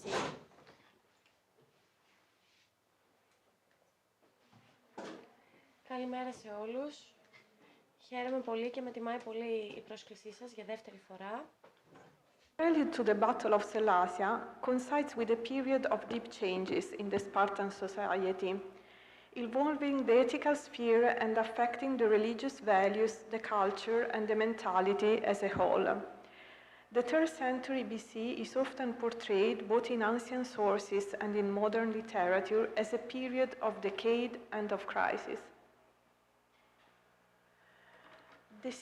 As we can say here from Cleomenes by Plutarch, the citizen had been doomed to sleep by idleness and pleasure. Okay, thank you. The king was willing to let all the public business go, provided that no one thwarted his desire for luxurious living in the middle of his wealth. The public interests were neglected, while every man was intent upon his own private gain, and as for practice in arms, self-restraint in the young, and hardiness and equality, it was even dangerous to speak of them now that Agis was dead and gone. The rich neglected the common interest for their own private pleasure and glorification. The common people, because of their poor state at home, had lost all readiness for war and all ambition to maintain the ancient Spartan discipline. Anyway, as we shall observe, the 3rd century BC is rather a phase of transition towards new behavioral and ideological models, entailing a series of transformations, ultimately resulting in the loss of the religious and territorial boundaries that once were defining the Spartan geopolitical influence over Laconia, over the Peloponnese, the weakening of the fear of divine punishment, and the change in the conception of impiety, the decline of some of the traditional local gods and the rise of new deities, the novel relevance of philosophy, remarkably of Stoicism, and the new conception of kingship and of state government, and also the unprecedented relevance of women in the state management. It is indeed an area of radical change, reaching its climax with the reforms implemented by King Cleomenes III, as we just saw with the previous speech, that included the redistribution of land, the creation of new citizens, and the reenactment of the lapsed public education system, the agogé. So we start with the loss of territorial and religious boundaries. The religious practices and institutions at Sparta, as elsewhere in the ancient Hellenic world, evolved in tandem with political and social change. As other ancient Greek communities, the Spartans created and corroborated their civic identity through the recognition of shared cults and the performance of periodical collective rituals that were aimed to strengthen the social bonds among the participants. Some of the Spartan sanctuaries were located inside the city, in the agora, in the Acropolis. Then we have other sacred areas that played a part in defining the borders of the city that was deprived of walls until the Hellenistic period. And then we have other sanctuaries that, with their extra-urban location, they acted as territorial markers, declaring the Spartan domination over the region. But in the aftermath of Leuctra, as the Arcadian-supported Theban forces expanded, several peripheral areas of the Spartan Chora that once hosted the above-mentioned sanctuaries began to spin out of Spartan control. As we said, the religious borders played a crucial role in stressing the territorial power and supremacy of Sparta, and the fact that these sacred liminal places were no longer in Spartan control had strong political and religious consequences. By conquering the Laconian territories that once were controlled by Sparta through its religious network, Epaminondas in fact wished to deprive the polis of the illusion of military and economic security. So the Theban forces deeply altered the political and sacred geography of the Peloponnese. Epaminondas invaded the valley of Messenia, recalled expatriate Messenians, and founded at the foot of Mount Itomi, the polis of Messene, protected by fortified walls and where an important sanctuary of Zeus stood. One of the most important blows for Sparta in the 4th century, besides the defeat of Leuctra, was in fact the foundation of this independent polis in the territory of its formerly controlled neighborhood. Sparta did not only lose nearly half of her most fertile polis-controlled territory, but gained a new threat on its western border. Not only did the Arcadians engage in an aggressive politics invading Laconia, but moreover, in the campaign of 369, the Thebans also contributed to the foundation of Megalopolis in the southwest Arcadian plain, a new city that would prove an effective and long-lasting opponent to the Spartan ambitions. So by 368 BC, Sparta had been deprived of something like half of her surrounding territory, including the most fertile soil and some strategically and symbolically sensitive sacred border markers. Another deep alteration of the Spartan system is connected to the progressive weakening of the fear of divine punishment and divine revenge, accompanied by the change in the perception of impiety. This unreligious behavior is widely reflected in the lack of respect for the sacred calendar, for the religious festivals, and for the sanctuaries. Previously, in the classical period, the Spartans were even more inclined to delay military action rather than postpone a festival or ignore a religious prescription. For instance, in 479 BC, the Spartans could not march out to fight Mardonius because they were celebrating the ΓΙΑ, and they considered of utmost importance to prepare the things of the god. Later on, during a Spartan campaign against Corinth in 390 BC, King Agesilaus sent the soldiers from Amyclae home because the people of Amyclae, whether they are on a campaign or for any reason they are away from home, always return to celebrate the ΓΙΑ. And it was perhaps the Carneia that kept the Spartans from arriving on time for the Battle of Marathon in 490, and this festival even prevented them from sending a larger force with Leonidas to the Thermopylae in 480. The Gymnopediae too could keep the Spartans from leaving the city. Thucydides reports that in 470 the Argive Democrats waited for the celebration of the Gymnopediae before attacking the oligarchs who were in power, and the Spartans delayed giving assistance to their allies at Argos for the same reason. Conversely, during the 4th and 3rd century BC, a series of unreligious actions, not compatible with the previous attitude towards religion, were in fact performed by the Spartans and also by the enemies of the Spartans as well, reflecting this gradual decline of the traditional conception of religion, of the sacred realms. Before the Battle of Leuctra in 382 BC, Sparta seized the Acropolis of Thebes, the Cadmeia. A Spartan garrison held the citadel for 3 years, and according to Xenophon, this was an illegal act of impiety for which Leuctra was the divine punishment. Therefore, according to Xenophon's explanation that is reflected in the view of the Spartans themselves, the catastrophic military defeat of the Spartans at the Battle of Leuctra was the gods' revenge against the Spartans as oath-breakers and wrongdoers. Later on, Sparta was involved in the outbreak of the Third Sacred War, adopting an ambiguous attitude towards the sanctuary of Delphi. Formerly, Sparta was an active member of the Delphic Amphictyony and was deeply tied to the oracular sanctuary of Apollo, periodically consulted for any political and military matter. For instance, following the earthquake and the fire that had wrecked the temple of Apollo in 373, both individual Spartans and the Spartan state financed and administrated its reconstruction. Anyway, after the Battle of Leuctra, Thebes manipulated Amphictyony into fining Sparta an exorbitant 500 talents for its seizure of the Theban Acropolis, and in 356, again at the instigation of Thebes, the Amphictyony even doubled Spartan paying fine, and at the same time inflicted a penalty on Phokis for cultivating the sacred land. At this point, Sparta supported Phokis and contributed to provoke the Third Sacred War, which kept Thebes occupied and out of Peloponnesian affairs for over a decade.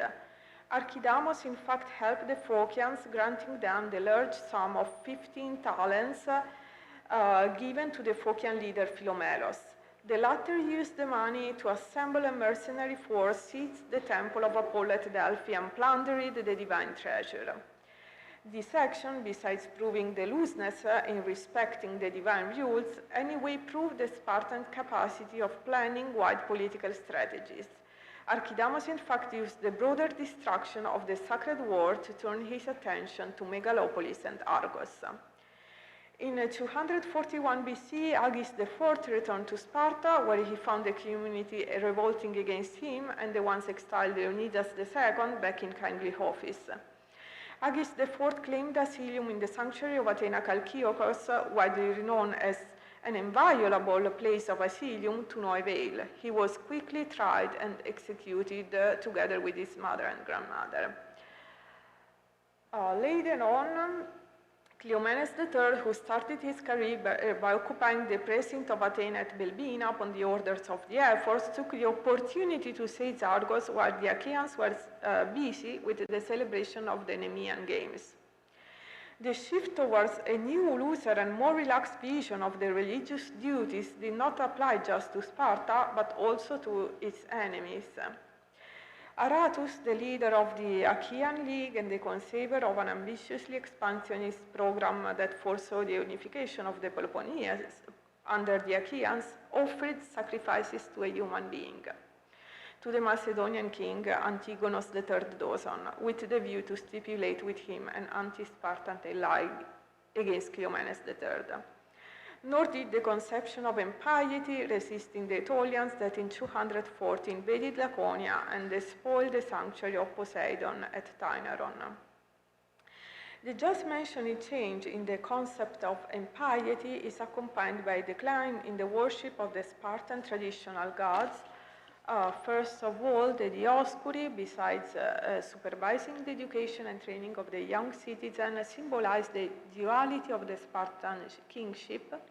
The two kings were entitled to carry images of the Dioscuri to the battles so that they could assist them in the battle, and the battle itself was preceded by a sacrifice offered to the divine brothers.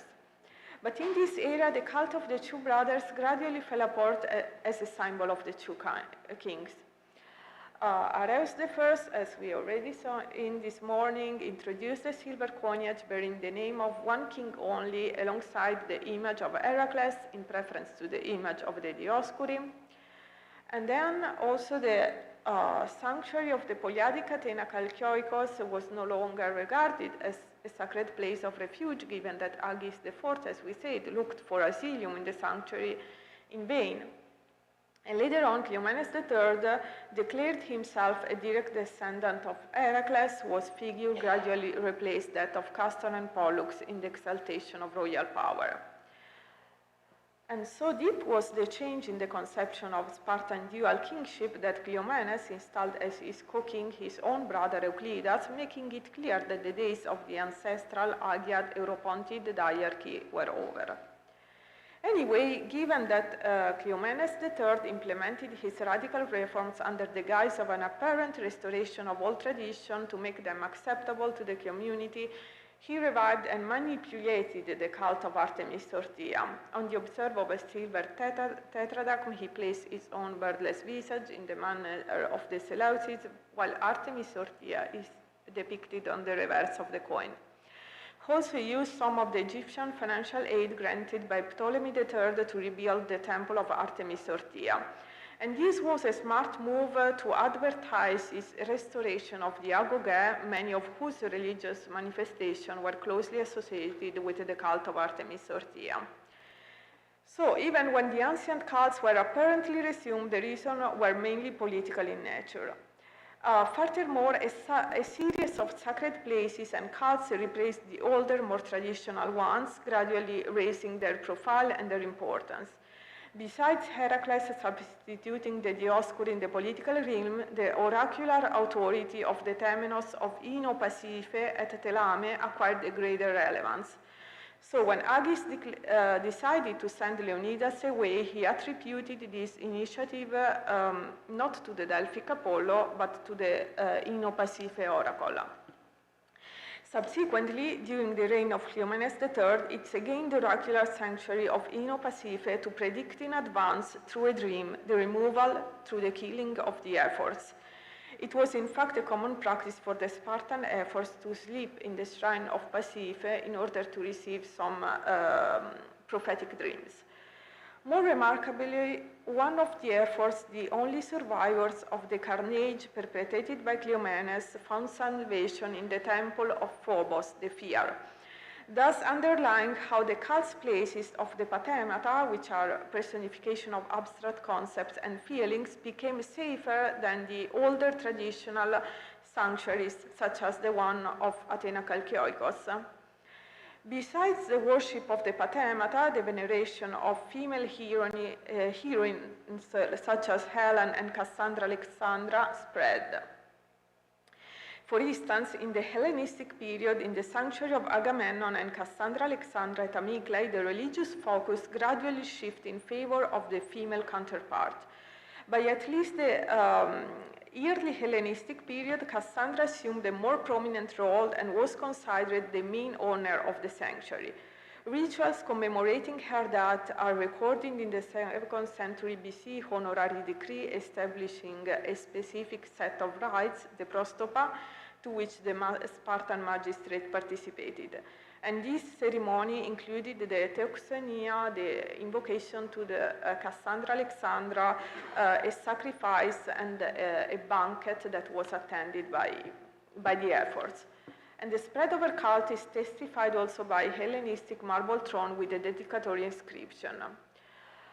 So, finally, in addition to the decay in the worship of Athena Chalkiokios, the decay in the worship of the Dioscuri, and the raising of the cult of Heracles, of Pasiphae, and of the Pathemata, and of female heroines such as Cassandra, new divine figures were introduced in the Spartan pantheon, such as Serapis. Another novelty in the Spartan ethical and religious system is the increasing relevance of philosophy, which somehow took the place of the archaic rigid devotion to the religion, sacred rules, and divine calendars.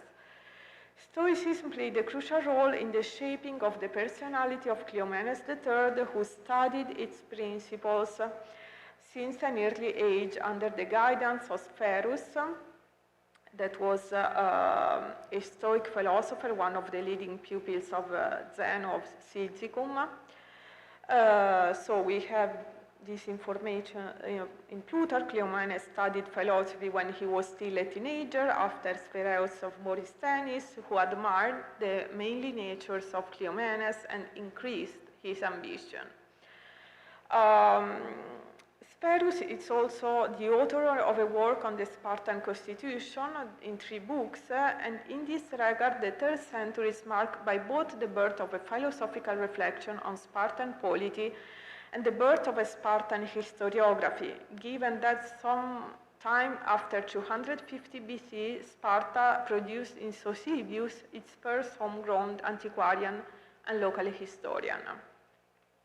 Surely, the confidence with which Cleomenes implemented his apparently Lycurgan reform was influenced by the wisdom and erudition of Sphärus.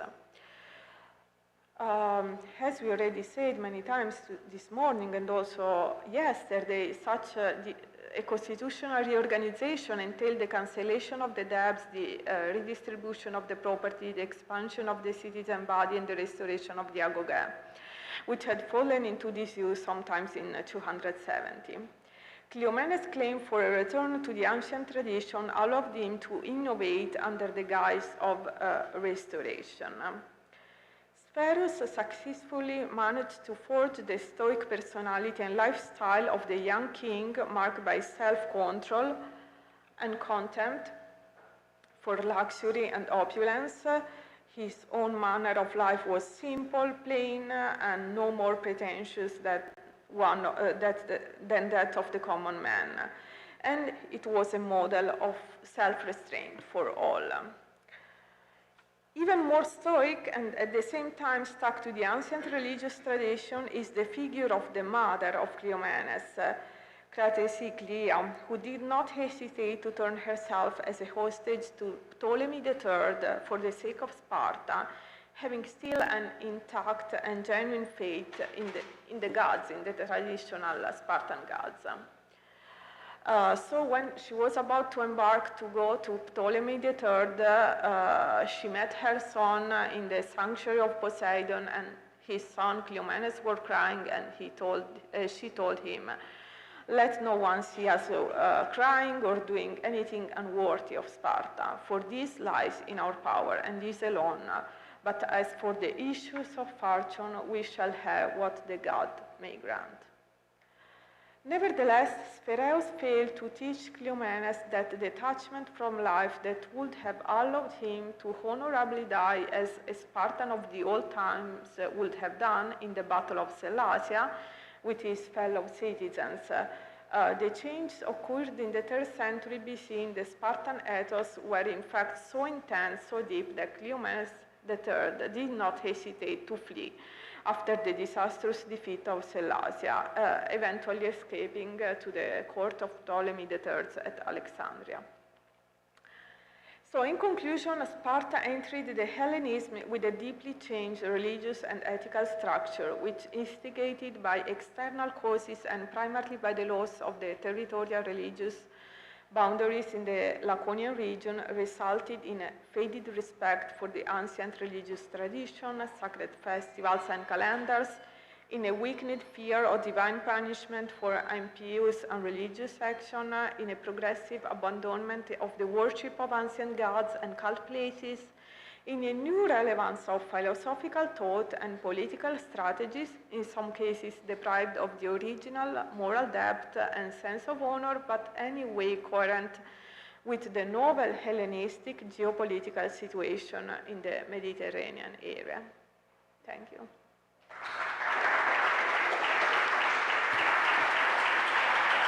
Thank you. Σας ευχαριστούμε. We're going to move on online with Dr. Stefania Galeno, who is at the University of the Department of Classical Studies of the Sapienza University, and she's going to talk with us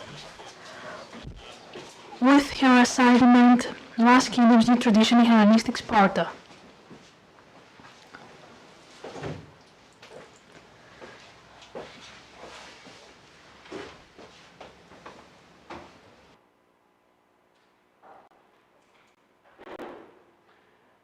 Actually, we can't really listen. Hold on a second.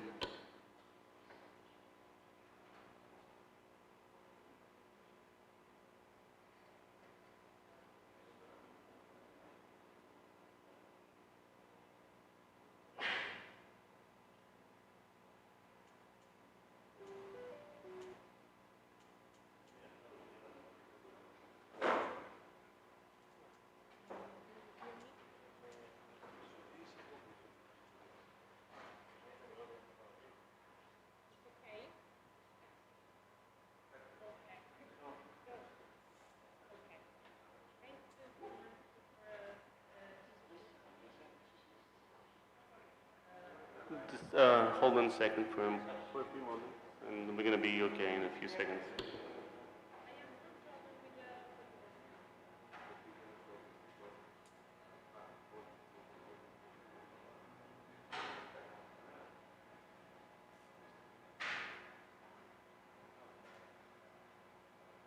It's okay. Okay.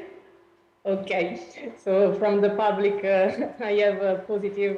Okay, so first of all, good morning, everyone, and thank you so much for this opportunity. I'm so glad for being here, also only virtually.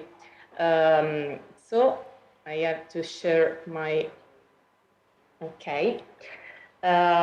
So this presentation focuses on the innovation occurred during the last kingdoms in Hellenistic Sparta, which means that of Areus I, who ruled between 309 and 265 BC, that of Cleomenes III, whose reign is comprised between 235 and 222 BC, and that of Nabis, who ruled between 207 and 194 BC.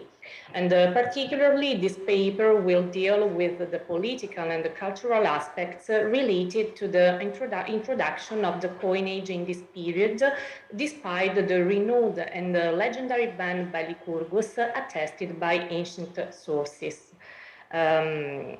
So around the middle of the 3rd century BC, Sparta struggled with political and military weakness and a large amount of inner problems, furthermore threatened by the new power of the Achaean League.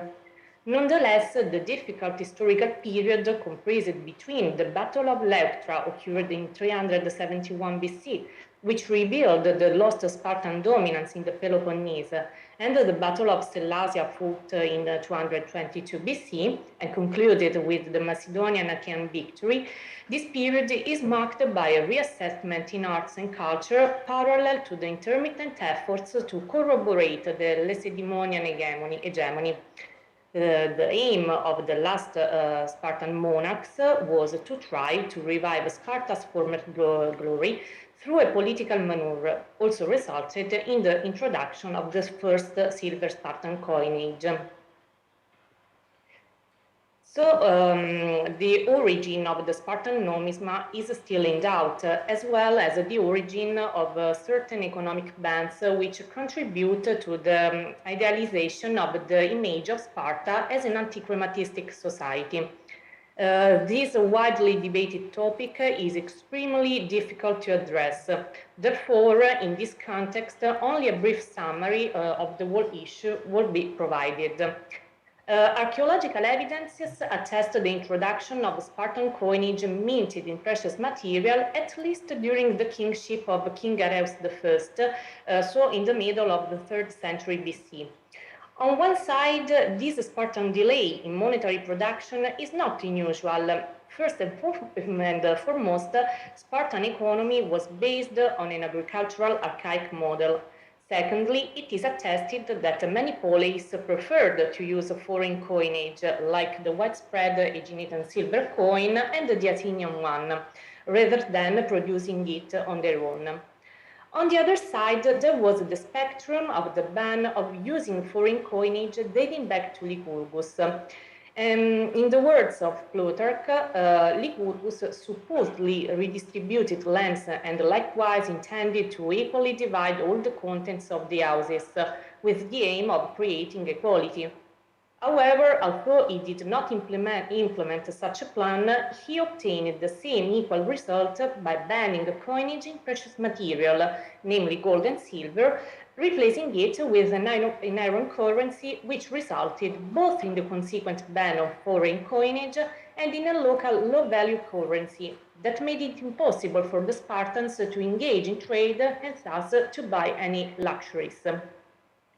In addition, also Xenophon noticed that this local low-value currency made it impossible to acquire money by ingest means because it was too heavy to ride.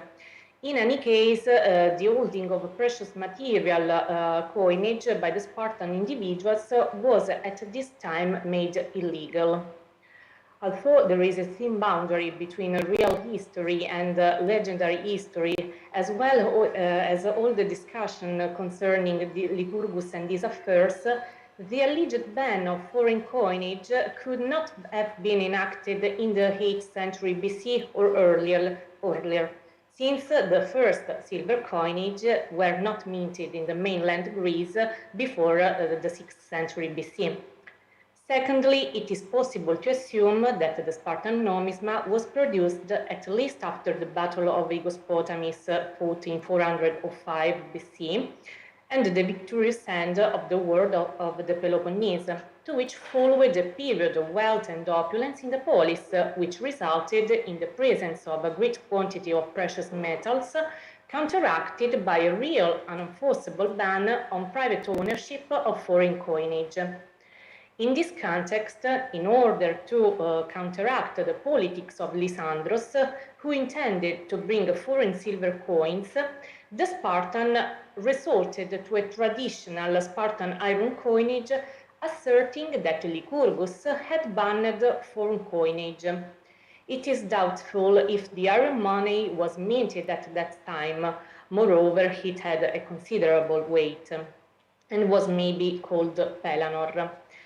Considering its weight and the difficulty in transporting it, it is possible to assume that this Spartan coinage held only a nominal value rather than a real one. Coherently, Plutarch explains that these coins had a very important value at Sparta, but a really scarce one outside the boundaries of the city. So, despite the discussions about the use of foreign coinage and the traditional iron Spartan coins, the first known official Spartan coinage carries the name of King Areus I. For many years, Areus I has been described as the monarch who followed the Hellenistic model of ruling.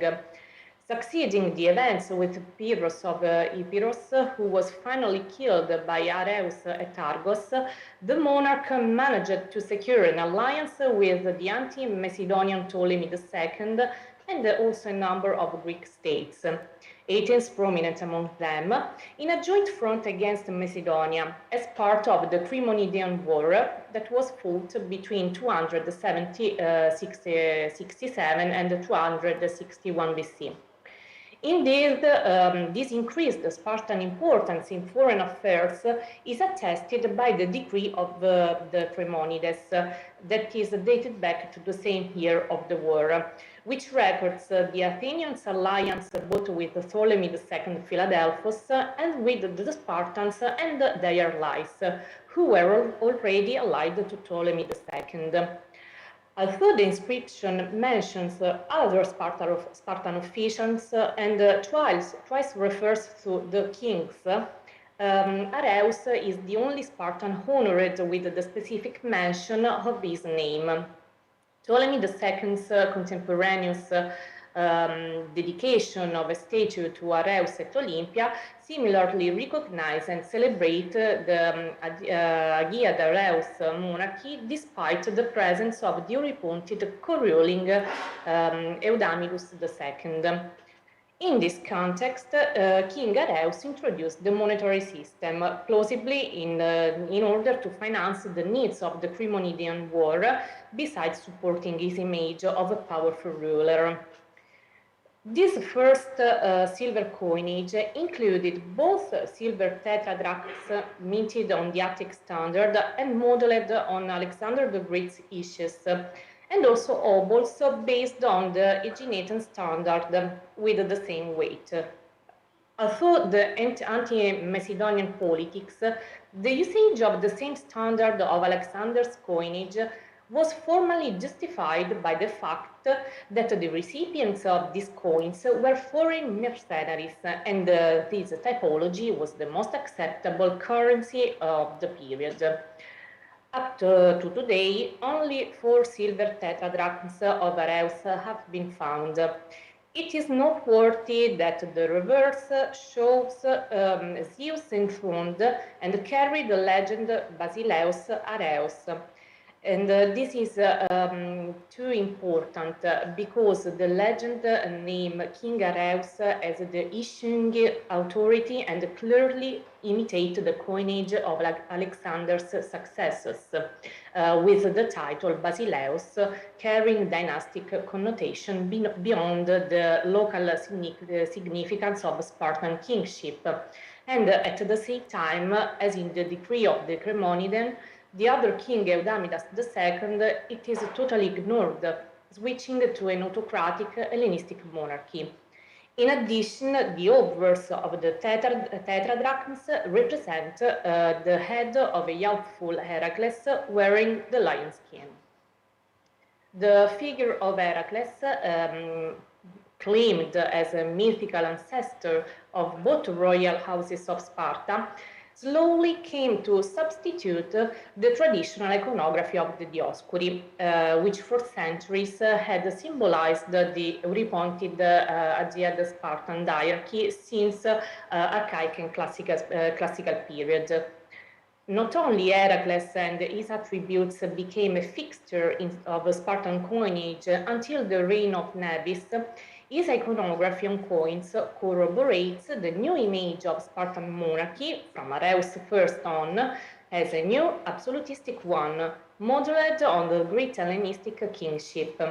In this regard, it is noteworthy that the coins of the 3rd century BC Sparta are either anonymous, bearing the generic legend of Helle or Lake, or issued in the name of a single king, and a few of the Hellenistic kings of Sparta minted them.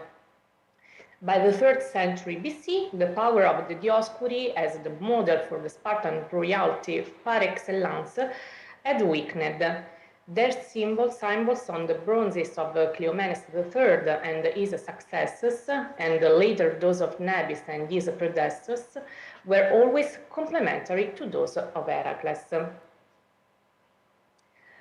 If Areus I was the first Hellenistic king introducing the coinage, Cleomenes III, besides introducing extensive social reforms previously mentioned by the other contributors, and extending his influence throughout the Peloponnese by force of arms, was the first monarch whose image was reproduced on coins, although his name is not in the legend, as you can see in the slide. The referring model, according to scholars, is the silver tetradrachm representing Antiochus I, minted a few decades before the reign of Cleomenes. It is noteworthy indeed that Cleomenes' father, Leonidas II, spent many years prior to his accession at the Seleucid court, trying to imitate the lifestyle of the Eastern monarchs, thus becoming unpopular at that time at Sparta. Nevertheless, this first coinage by Cleomenes showed the portrait of the monarch with the royal diadem on the obverse, likewise the portrait of Antiochus I and Antiochus II on Seleucid coins that circulated at Sparta at that time, although Plutarch credits him with a sober lifestyle, in contrast with this lascivious image on coins. Moreover, Cleomenes' relationships with the Eastern monarchs were not restricted to the Seleucid court. From the 20s of the 3rd century BC, Cleomenes' mercenary army was rewarded by Ptolemy III Euergetes. Again, this is reflected in Spartan coinage issued from 226 to 223 BC. These coins represented an eagle on the thunderbolt on the obverse and a winged thunderbolt on the reverse. It is noteworthy that both the eagle and the thunderbolt were used on the reverse of Ptolemaic coins. Therefore, it is possible to assume that the Spartan coinage of the period was another tribute to the Egyptian patron. In addition, a slightly under life-size portrait head of Ptolemy III in Parian marble found in Sparta may be dated to the same period, the 20s of the 3rd century BC. This was probably a private dedication that both attests the first sculpture in Parian marble found in Laconia, post-dating the late Archaic period, and may be the representation of the establishment of a Spartan civic cult of Ptolemy III, such as in Delphi and especially in Athens, where he was worshipped as an eponymous hero in the Agora. In the years succeeding the defeat of Cleomenes III at the Battle of Sellasia, the last austere king of Sparta, Nabis, following the previous monarch Areus I and Cleomenes III, reintroduced the figure of Heracles, both emulating Alexander, namely a manifesto of an Hellenistic monarchy, and dismissing once again the Dioscuri, symbol of the previous diarchy, as previously discussed. Nabis' coinage represented his portrait on the obverse and Heracles seated on the rock on the reverse. Nabis was thought to be the first Spartan ruler to reproduce a seated Heracles on coinage, with the right hand resting on the club and the left placed on the rock. The legend, as in the previous reign of Areus I, carries the inscription Basileus Nabis in Doric Greek. He called himself Basileus and claimed to be a descendant of Eurypontid king Demaratos, who ruled between the 6th and the 5th century BC. But both Livy and Polybius refer to him as a tyrant. However, the seated Heracles on the Spartan coins is not a statuary type, although a coeval Heracles statue in Parian marble, whose head is now preserved in the Museum of Sparta, was commissioned at the same time, probably by Cleomenes III, following the iconography of the Lysipian one preserved in Taranto, representing Heracles cleaning the Augean stable, preserved through an acephaloscopy.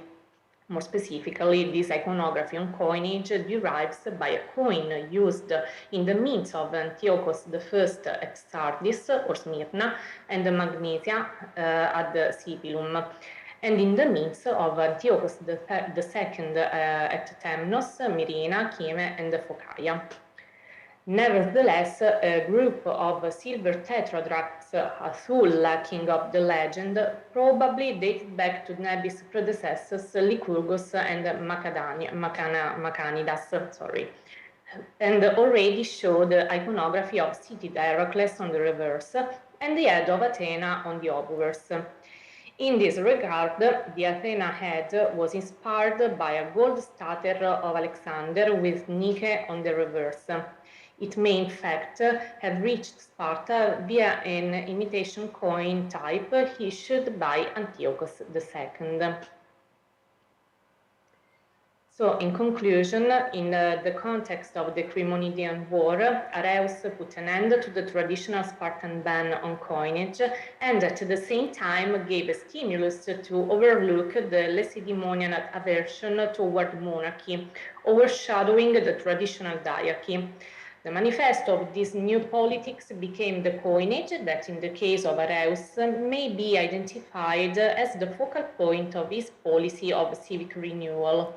The persistence of the figure of Heracles, also claimed as ancestor by Alexander the Great, in the coinage minted by his successors, and the gradual disappearance of the Dioscuri, traditionally identified with the diarchy, corroborated this new ideal of monarchy until Sparta was dominated by the Romans.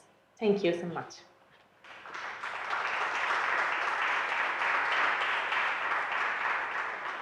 Thank you. Thank you, Stephanie. Θα συνεχίσουμε με την κυρία... We will now continue with Miss Panagiotta Laskari and her speech from the Battle of Sellasia to in 200 BC by Cavafy, a poetic tour through the body of history. Dear delegates, dear audience, after I congratulate you and thank you to the organizing committee and especially the president of the Institute of Sparta, Mrs. Anastasia Kanelopoulou, for inviting me, I begin from a positioning that finds me in total agreement not to gain the authority from the undoubtable authority of the Stagirite philosopher, but to wander with you about directly and indirectly on this positioning about the subject of my speech. Aristotle, in his Poetics, shows the main difference between historian and poet and says the following: the historian relates what has happened, the poet what may happen. To conclude, poetry, therefore, is more philosophical than a higher thing than history, for poetry tends to express the universal history the particular. We understand that from such a position takes on a particular force for a poet such Cavafy, that gave his whole being to the art of poetry. As a poet was a historical way of being, and I will explain that later. He himself confesses, I had two qualities: to write poems and to write history. History I did not write, and now it's too late. Now you would say, how could I know that I could write history? I understand it. To such a confession, I hasten to intervene with comments and say, luckily he did not write history, not to undermine the apparent ability that he had, and of course not to undermine the value of the historic science, but because other than my agreement with Aristotle for the power of the authentic poetry, Kavafis in the poetic tour through the body of history from the poet's point of view and from his suspicious reader's point of view opens an extraordinary dialogical development for history and art, for a factual proposal of existential immersion in the course of history. The Battle of ΣΕΛΛΑΣΙΑΣ, July 222 BC, regardless of the historian importance that in the course of time it may have, through us Spartans had preserved and recovered through mechanisms of memory as a capital piece of our local history, is one historical milestone, one historical event multiplied in time from the many and diverse interpretations of Genesis and its progeny. The battle in ΣΕΛΛΑΣΙΑ marks the passage to a new order of things, not only for the Spartan and Greek reality of the Hellenistic era, but I would dare to say for the whole Mediterranean basin. From the historical poets of Kavafi, four are the ones that show his particular interest for the Spartan ethos and Spartan history. The first is the very well-known Thermopylae, which belongs to the second period of his poetry writings, where one of his transitional phase in which his poetic specificity is established. The other three belong to the mature period of his writings, where he's developing in a striking manner amazing Kavafian techniques of expertise and invention, show and go in depth to the ability of the reader to understand the Kavafi's art as a personal ecosystem that composes a concentrated proposal of the wisdom of living, the first in Sparta in 1928, the second Como King of Lacedaemon in 1929, and the third the Apple of Discord, the Notorious in 200 BC 1931. The two first present the Battle of ΣΕΛΛΑΣΙΑ as a historical event that goes into what happened beforehand and afterwards, while the third one 200 BC, which shows some years after the sensational battle, in a relentless and beneficial way, updates the ways of history for the people who have eyes to see and ears to hear. All three are very close to one another and interwoven potentially and variously with Thermopylae.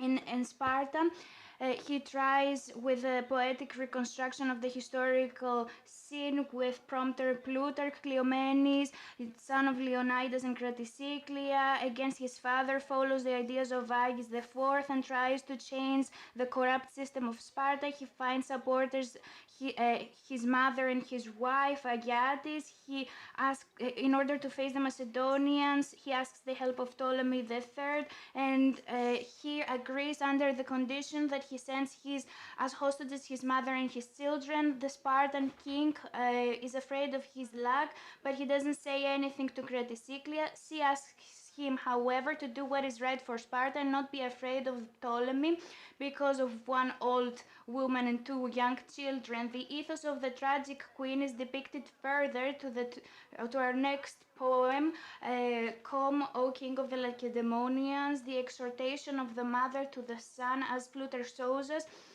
before his sailing to Egypt and the deadly battle of ΣΕΛΛΑΣΙΑ. Now I will read one part of the poem. But her strong character struggled through regaining her poise. The magnificent woman said to Cleomenes, Come, O King of the Lacedaemonians, when we go outside, let no one see us weeping or behaving in any way unworthy of Sparta. At least this is still in our power. What lies ahead is in the hands of the gods. And she boarded the ship, going toward whatever lay in the hands of the gods.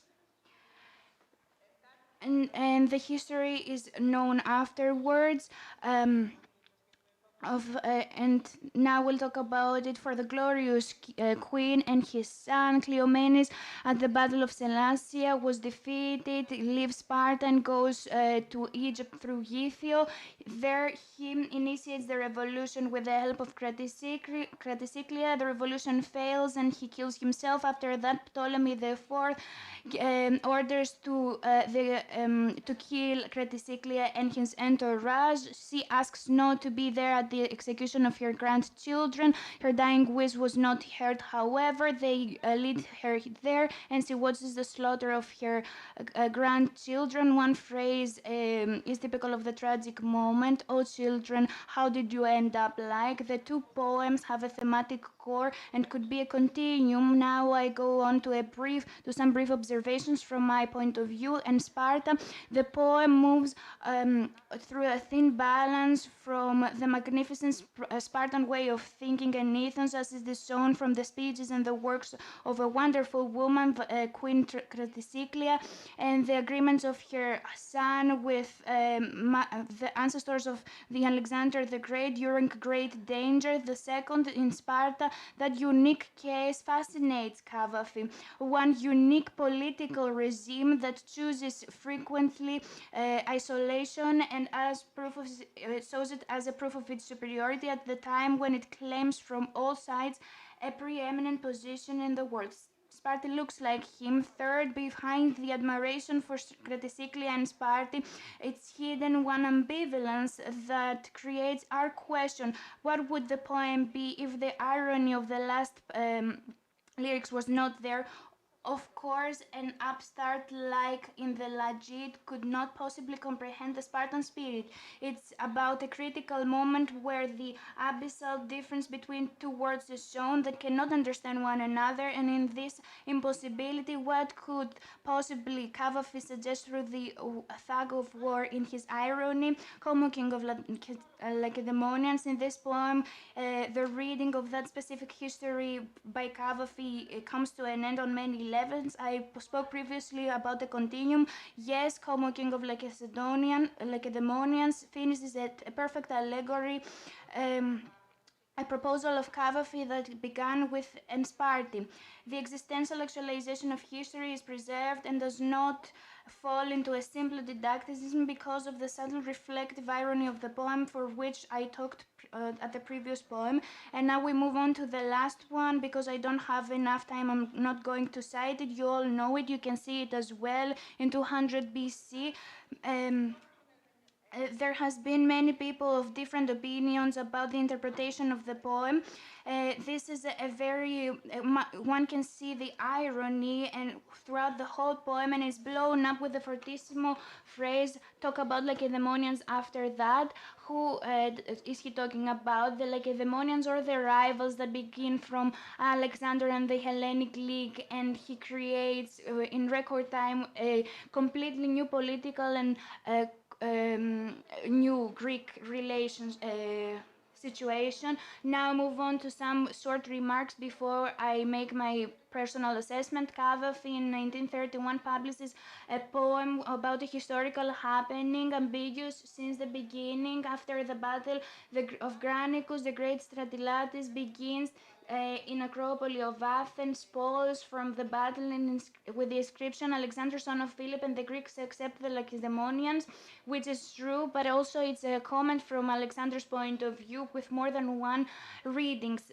2. The poem begins from the victorious battle and frequently spoken about military campaign in order to reach one new Hellenistic world with the extensive territories and varied action of the contemplative adaptations and the common Greek language in the strike is a striking proof of an indisputable political and cultural achievement. But the poem takes a title, has the title in 200 BC, 22 years from after the battle. It finally decides the last trial of Sparta to regain its lost glory in a rapidly changing world. on the cues of an era of imminent change of Batun in the game of Mediterranean domination. In the last 2 decades of the 3rd century, the political image of the Hellenistic world changes radically, and the main characteristic is the emergence of a foreign power. None of the people who lived these events could not understand the new political reality. That's what frequently happens, and history surprises us. And although there were prominent political figures in the era, it was hard to warn them. In 200 BC, the Hellenistic world as a political power still had little room to boast of its greatness.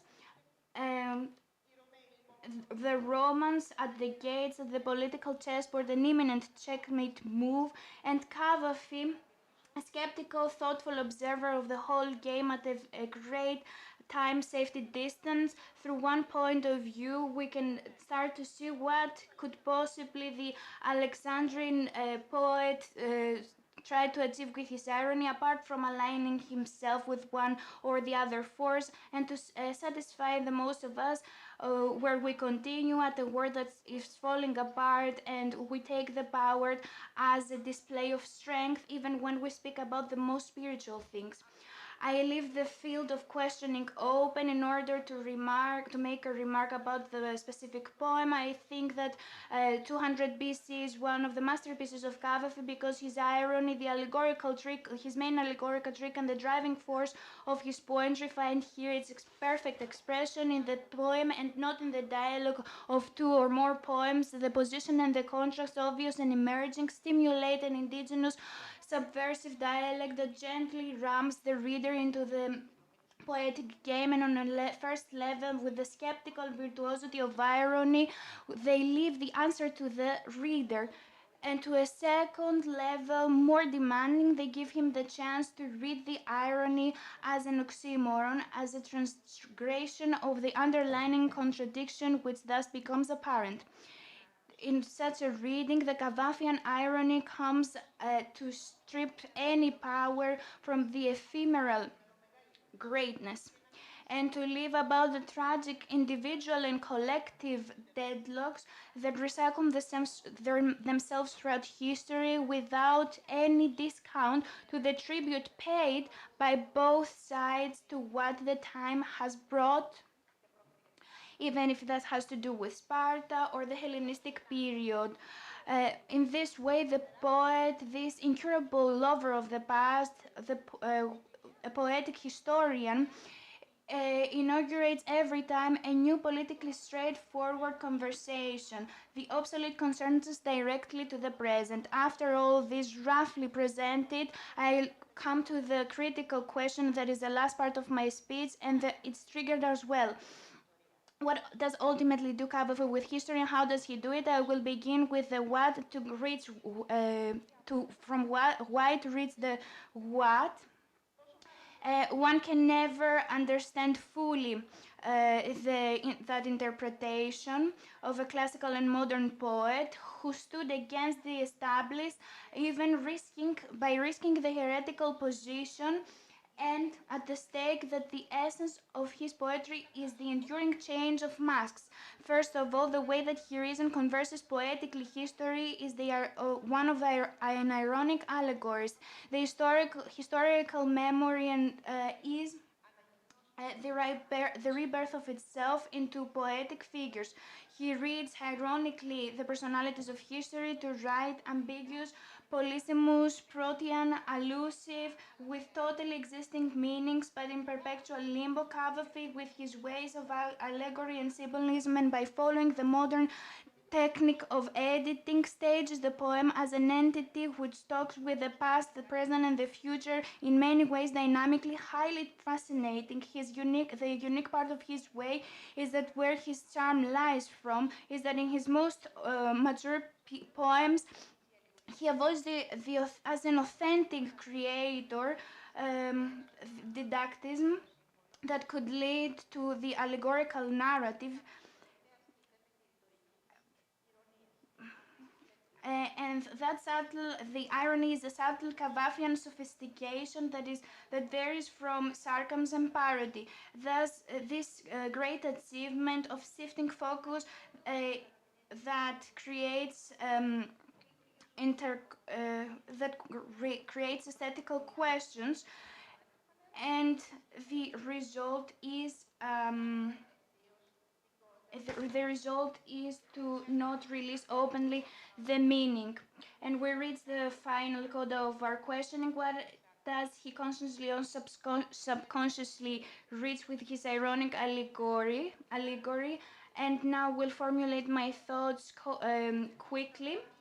In the poetic field of Cavafy, history is his primary element of poetic writing, paraphysics, anguish towards the time, and passionately and passing away, irreversibly condemning everything to the decay and death, and emblematizes the poetic to a impasse without any possibility of redemption.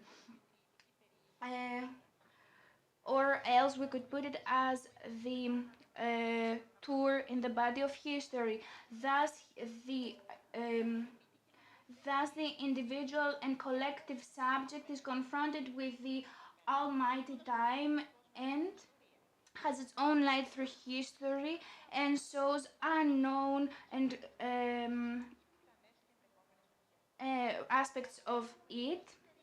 In this way, the poetic tour interprets the past, converses with the past and the future, and the present as well, in a seemingly paradoxical way, in a melancholic skepticism way, with his poetic alchemist, and always keeps the history hearty.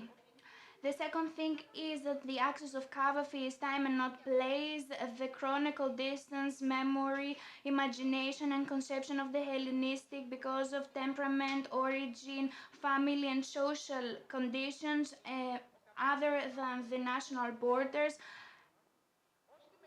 as a textual time and an ongoing event within the course of history, make Cavafy a liminal poet that far away from the ideology of national center, but by stepping genuinely on the green tradition as evidenced by the timelessness speech that he uses. The fluidity, alteration, diversity, variety, and the intelligent, dialected, and ultimately the united and fruitful coexistence of opposites are characteristics of the Greek in his cultural timelessness that make him purely universal and always relevant, because exactly he is so Greek. And before I close my speech, I take hold of this Greek to go my thought a step further. Cavafy achieves his poetic uniqueness by conversating with the tradition and the sociocentric epistemology from Socrates up to the Benthamism, communitarianism. On many levels, history is for him the basis for his poetic method of existential analysis. He is a poet of the historical way of being, which means that for him being is not transcendental but historical.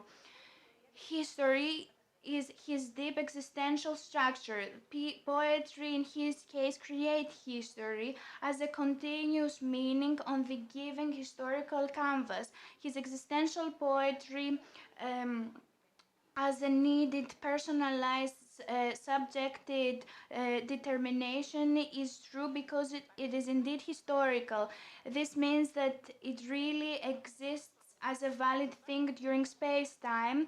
So the method from which we can learn ourselves are the events of time, and we will not understand our knowledge of history as a will of power. In Cavafy, the poetic account, the illustrious and of the life of the illustrious people, undermines the microstructural, microhistorical commitment to a great interhistorical purpose. the microhistorical existential conception during which there are no dominants but only candidates for defeat, undermines any macrohistoric uplift and the grandiose institution-centered idealistic purposes that it reproduces. From that point of view, maybe we can understand why Cavafy continues to captivate undiminished and maybe increasing intensity his readers everywhere, especially the modern Western person. With his existential poetics, he frees him from the unsociable institutionalized individualization of character by proposing one individualization of which gains in meaning as it regains intrahistorically its lost communal and as a psychomatic wholeness. After all this, maybe we will be able to understand the greatness of Sparta, Cleomenes, and Craticyclia on another level, if indeed if we're interested in the past, if it's the phrase of the Nobelist Odysseus Elitis is true. One day the past will surprise us with the power of its topicality. Thank you for your attention.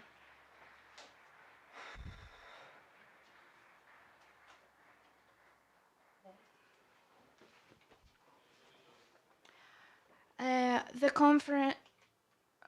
conference is not stopping here, but that part of the conference comes to an end. Let me thank the participants. Now we will have some quick questions. We're out of time. If you could be brief, please.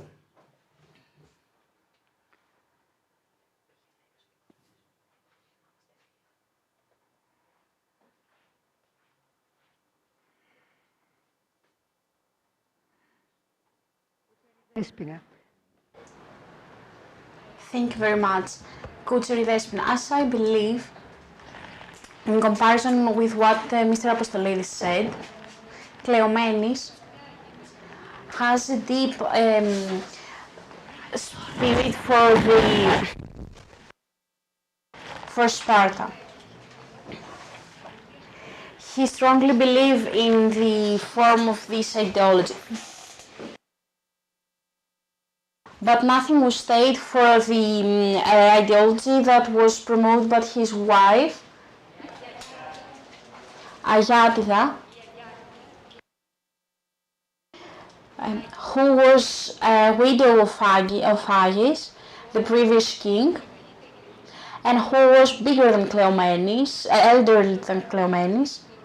He was married to him when he was 18, and she introduces to him the idea of Sparta. And I have a second question. My second question is that you talked about the existence of land clearers during the period of Cleomenes, but we know that clearers didn't exist after Epitadea, the Epitadea's reform. And I'm asking you, did clearers exist after Epitadeas? That was my question. Thank you very much. Do you need anything else?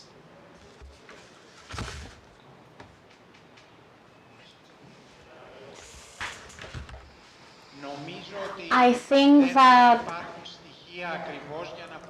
the clues did not exist in order to state that clearers is ending in Sparta just because Epitadea's state existed.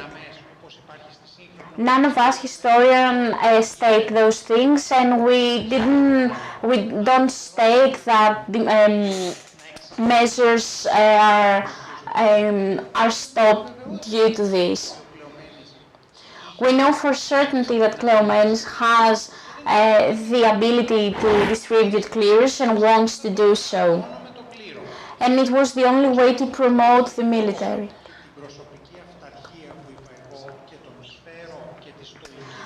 As I said before, and as you said, spheros and clearers, spheros was in Agis. He was a teacher of Agis. But nothing is preventing someone to use an ideology for his own proper benefit. I'm gonna state a really brief example. Mussolini was a socialist actually. And I think that he had really important socialist texts. If he used socialism for his own proper benefit, it's something different totally. Of course, Cleomenes had been influenced by Spheros, by ΓΙΑ ΤΗΝ, and of course he had the spirit of Agis. However, Cleomenes was a case of personal benefit and for personal strength in history. Thank you very much.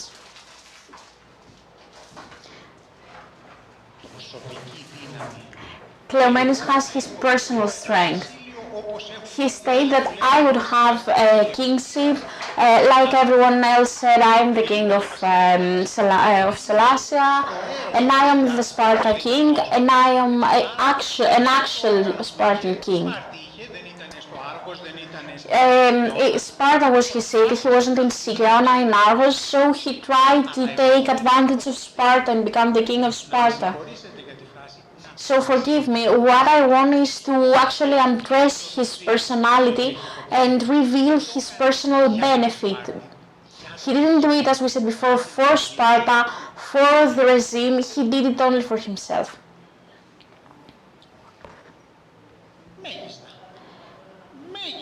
His reforms were majors, and we agree in that. Thank you very much. Really quick, I would like to make some notes. Last thing. The big leader expressed the will of the people.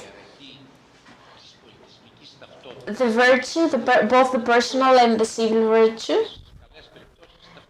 is in some cases similar, and especially in Sparta, where the liberty of personal growth was a characteristic of Sparta.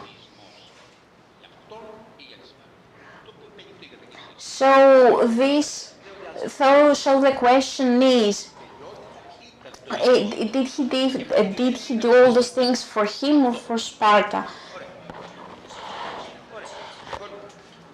Or is it just for the ideology of Sparta? My question is for the brutality. Never for brutality. Agis was strangled. The conservative, the ones who wants to keep this regime. His mother mourned the dead child. The speaker now speaks in ancient Greek. His mother said in modern Greek that that your kindness has destroyed us. Let me say something for Kavafis, a really good lecture. Kavafis is Hellenistic actually. Hellenistic period is a decline. The art after, for me, the art after 400 has stopped.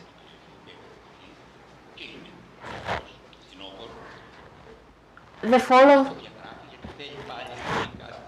Romeos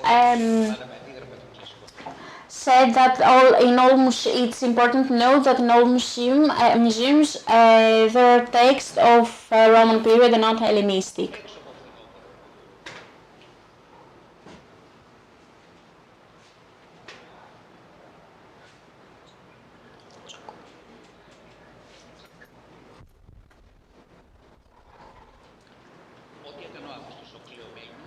In August, Cleomenes, in his coin, puts Apollon. In his coin, Apollon is depicted. And that's the issue here. Let me just add. In Hellenistic times, there was certainly emergence of new sects, a diversity of religious beliefs and practices. In Sparta, remarkably, there are not many signs of that, I think. For instance, if you go to the museum, you will see the Legion triad from the archaic times to the late Hellenistic, the Dioscuri reliefs from the archaic times to the Hellenistic times. So the point is that perhaps, undoubtedly, in the Hellenistic times in general, there was this widespread imbalance and search for this and that, curious sects, foreign gods, and this type of animosity, if I may put it that, a decline type of animosity, but yes, there was. In Sparta, there is not much evidence of that. On the contrary, we have certain sidelines, certain lines of observance that are more or less permanent. Phobos, for instance, one example, the Phobos. The Phobos is not terror, is not fear. Plutarch explains that. It's the fear of being dishonored, which is very archaic. And that was just by the side of the temple of Phobos, just by the ephorate, to indicate that every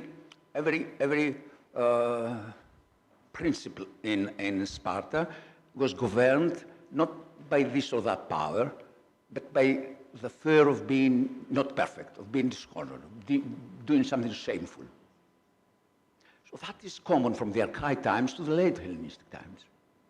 I would argue that in Sparta we have the exact opposite of what was happening in Hellenistic times, and if that is so, that explains this curious phenomenon of the re-emergence or rejuvenation of an archaic type of mentality in the middle of a completely different world.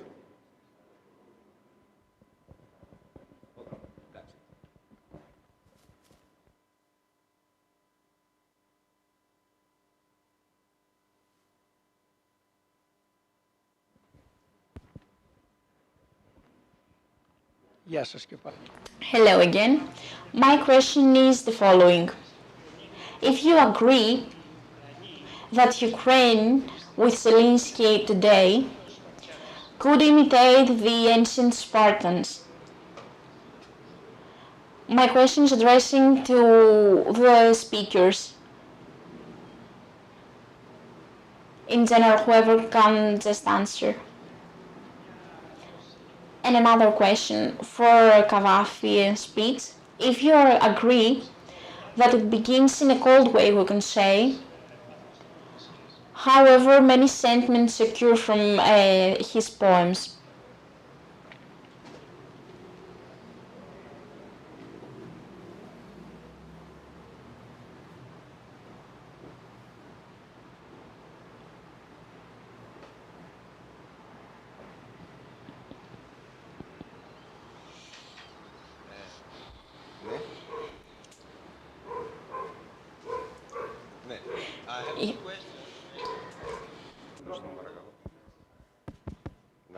I have two questions. The first is for Professor Rita Sassou. It's for you. My question is, do you really think that Spheros was a teacher of Cleomenes III? Do you think that Spheros was teacher of Cleomenes? This is my question for you. Και για την κυρία Λάσκαρη είναι μια ερώτηση. Τελικά... And the second one for Mrs. Laskari. After this analysis for Kavafis, in the last poem, in 200 BC, this question was born to me. Did a different lecture exist, a different meaning? Could we give a different meaning? Don't you think that he judges like a demonian? A real judgment for Lacedaemonian who live in their own little world, being indifferent for all the great global events.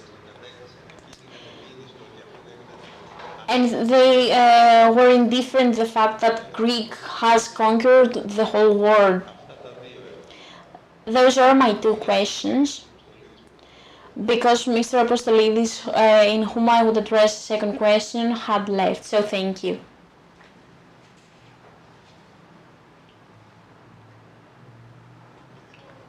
As for Spherus, as far as we can say from the historical sources, he taught something to Cleomenes for sure. But of course, this Cleomenes III, he has some Stoic traits, some Stoic features, but as I was trying to explain very briefly, of course, in 20 minutes, that he did not apply 100% Stoicism. I mean, there are some Stoicism, some principles of Stoicism that, of course, were not applied by him. For instance, the detachment from life, he was quite attached to life, at least from what we can say what happened after the Battle of Sellasia.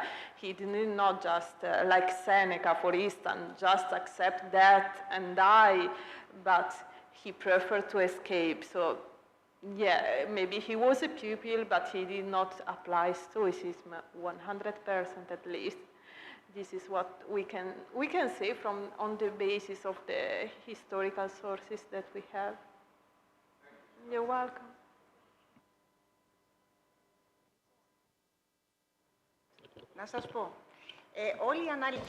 Let me tell you something. My whole analysis was based on this thing. What exactly? In what exactly you asked me? I think that the pressure in time and the length of the text didn't let some things being properly explained. I don't think that it was a real judgment towards Lacedaemonians. I think that Kavafis uses irony, a double irony. Why? Because if irony was applied only to Spartans, the things would be easier, and the allegory of Kavafis would be, from my point of view, shallow. So, the title of the poem is 200 BC. In this poem, Kavafi is using irony towards not only Spartans, but also this kind of idealistic behavior towards history, who aims to dominate through power. And he said, look how things could end up at some point. Did you understand? And through this, he bring questions for a life of its own. That's why he's so great. Because today, the West is fighting and trying to overcome the fact that all the things that are known until today are destroying, and something really good that West is trying to make an effort. It's clear that you don't become a poet like Kavafi if you don't have a proposal of your own. But his proposal has a political character.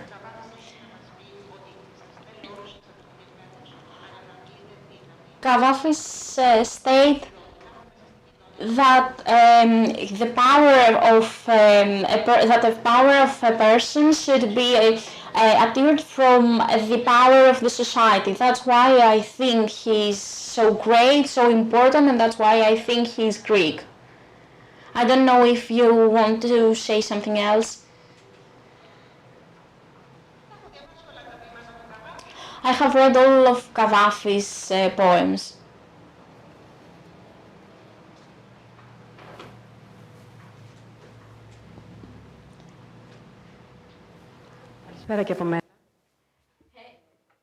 Hello from me too. I would like to address a question to Ms. Laskari. First of all, congratulations for your work. I think for all those things that you propose and present in 2000 BC that Kavafis has written, Aristotle says that Kavafis writes all the things that happened. How great is this poet if we think that his poems apply to other eras as well.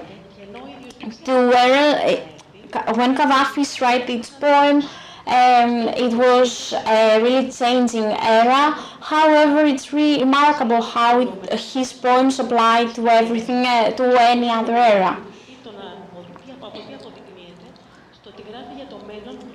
Gaddafi is evident that he's writing for the future without even knowing. He doesn't just uses irony for the past, but also for future and for his present. And probably for our own future as well, for now, for today. That's why I think that the word is classical.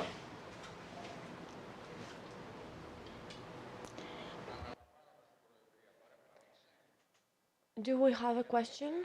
Okay, a last question. I would just like to ask the following food for thought. How the emphasis in the motives and the personality, and probably only in hypothesis could be a really dangerous interpretation. I'm talking according to what Mr. Apostolidis has well stated, and I was impressed, to be honest. So what I'm saying is that this approach to a personal motive, a system that Sparta uses, that is based on personal benefit. All the motives,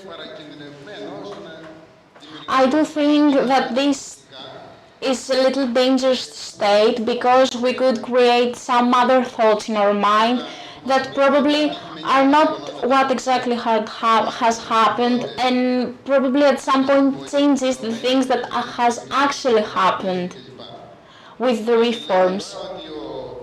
So what we're stating right now is that Cleomenes do all those things and take all those reforms in order to benefit for him, to win something for himself. But I do think that this changes the fact that all those things happen for a reason for Sparta. So I will be taking the floor in a duty to conclude this conference. And I would like to say on this last question, and I would like you to know that when we talk about politics, both internal and external actions are judged by the results, not by the original thought. Political analysis focuses on the result. Have you succeeded or failed? On the other side, intentions in this specific event play a very important role, and I will try to explain it simply.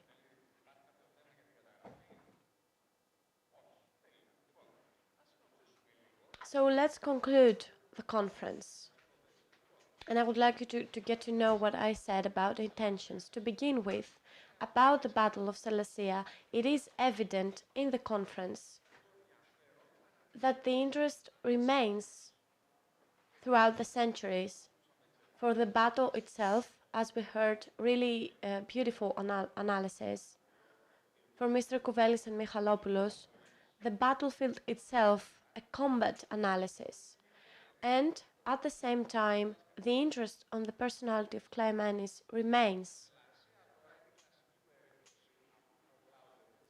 still interesting, but the Battle of Sellasia is what other historians have stated as the key point.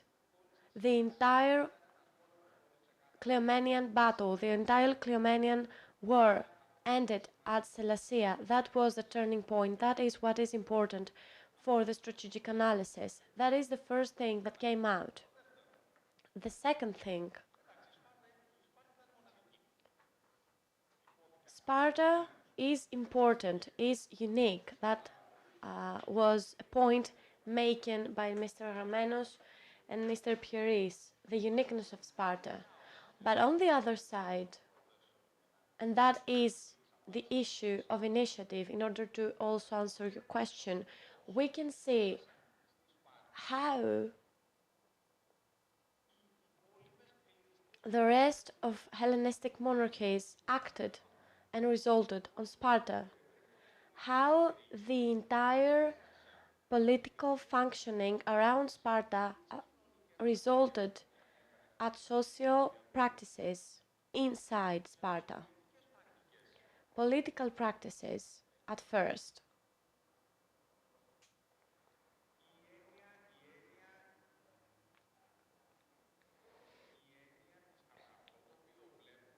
What we can see behind all of this is that a king appears in Sparta who has more in common with Seleucus than with Agesilaus and Leonidas. If we compare those two, that's the conclusion. And that is the importance of initiative. You have a further social cycle. And those previous talks focused on that.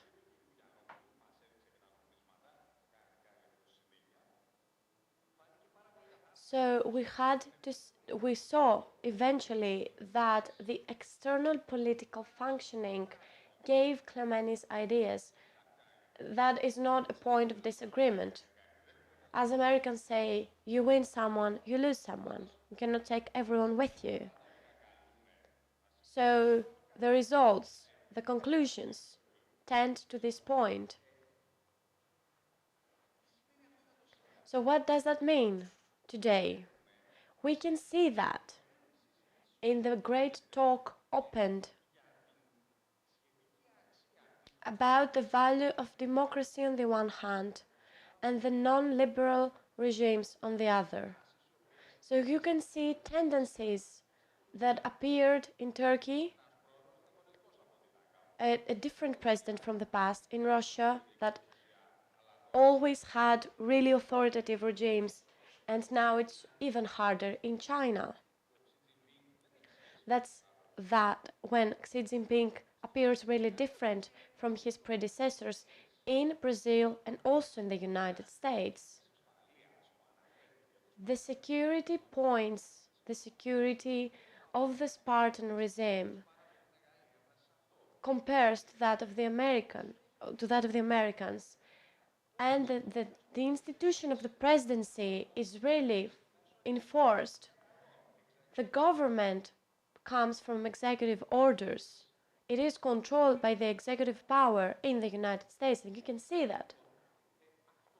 So eventually, that is very, very interesting, and you can see that today. Also, political theory is affected. And the battle becomes even theoretical between the democracy and the authoritative regimes on the other hand. And I will conclude now with a very important note that Mr. Pieris made previously. Polybius says, choose between Sparta and Rome is better as an empire. Sparta is better to keep under control Laconia or Peloponnesus. So if you want to go further, then it's Rome. The institutions of Roman democracy, meaning as democracy res publica, not democracy per se.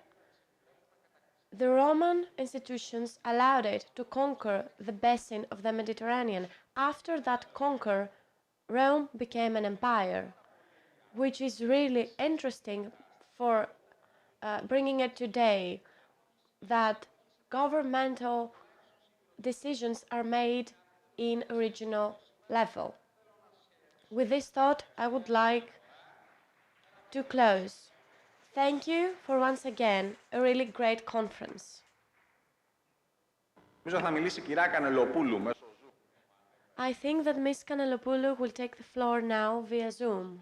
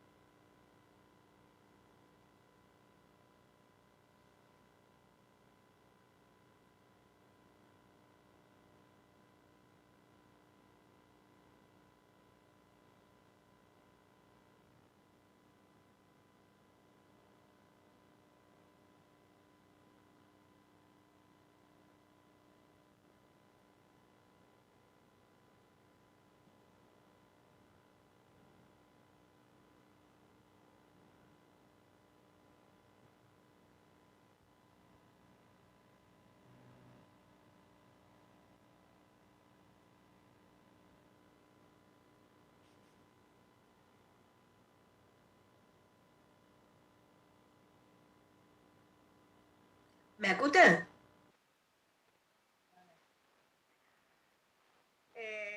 Τι να σας πω, πόσο στενοχωρημένη είμαι που δεν μπόρεσα να είμαι στο συνέδριο σήμερα και γενικώς που βρίσκομαι σε μια κατάσταση που δεν μου επέτρεψε να το παρακολουθήσω με το κέφι και με την χαρά που το διοργανώσαμε. Σε πάση περιπτώσει νομίζω ότι ο καθένας. Ναι.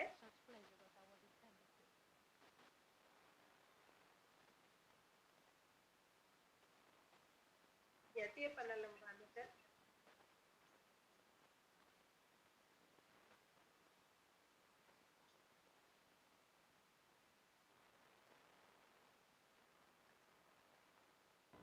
Θέλω να ευχαριστήσω. Έχω μία επιστροφή ήχου και γι' αυτό καθυστερώ. Δεν καταλαβαίνω πότε με ακούτε. Και θα συνεχίσω να μιλάω και ελπίζω να με ακούσετε. Θα ήθελα να ευχαριστήσω θερμότατα τους εισηγητές του συνεδρίου, τους αγαπητούς πανεπιστημιακούς ερευνητές, μελετητές, συγγραφείς, οι οποίοι συμμετέχουν στο συνέδριο και καταθέτουν εξαιρετικές απόψεις, τις οποίες στη συνέχεια οφείλουμε να... That we have to publish and analyze. In a few moments, you will listen to Mrs. Sassou and Dr. Sassou, and she's going to explain how this is going to happen. I would like to warmly thank Mrs. Christiane, despite the fact that we were not able to listen to her online. But she was kind enough to send her lovely colleague, Mrs. Milana. I would like to thank Mr. Kvain, who made a long journey to Greek in order to be able to be here at our conference. I thank him so much because he really gave a different note to the whole notion of our discussion. And of course, our lovely Mr.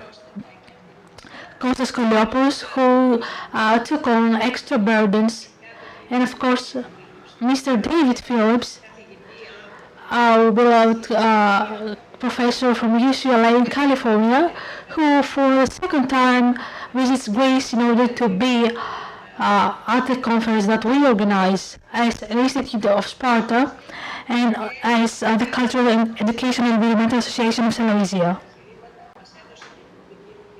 And who is always very well, has very good arguments. I would also like to thank Mr. Michalopoulos.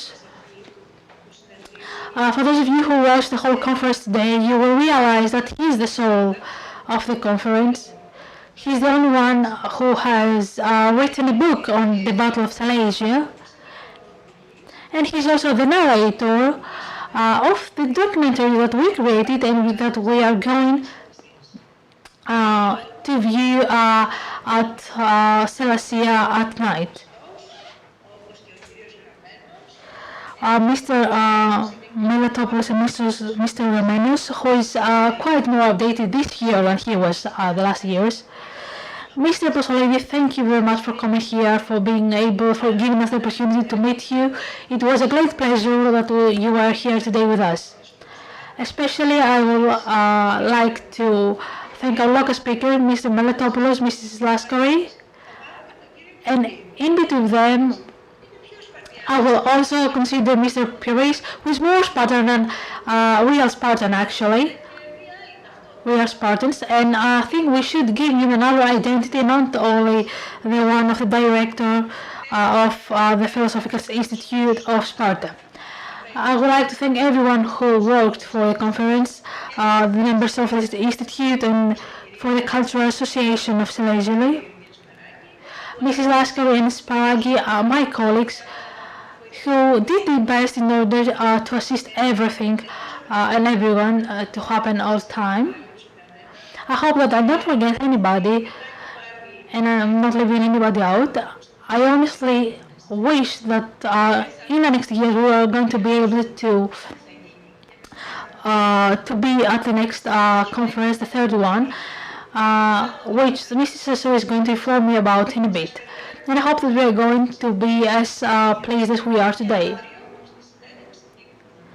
So I'm waiting for you at the tour at Silesia and also the press conference about the launch of the historical review of Sparta magazine. Thank you very much.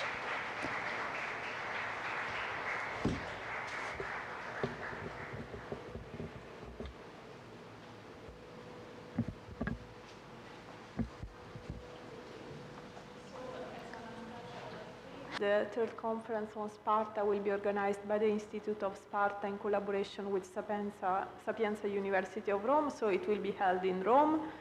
So all of you are invited to this third conference. Recording.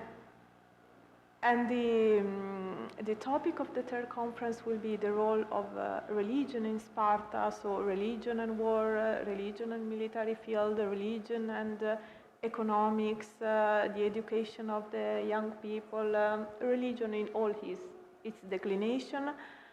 And then tomorrow we will have the presentation of the first issue of the Historical Journal of Sparta that collects the articles from the last year conference. So they are the proceedings of the conference dedicated to the international relations in antiquity, the case of Sparta. And also the proceedings of this conference, the one concerning Sellasia, will be published in the second issue of the Historical Review of Sparta. So we will bother you as the last year to ask for the papers. We will contact you to give us the papers so that we can publish them on time before the next September of 2023. Okay, thank you.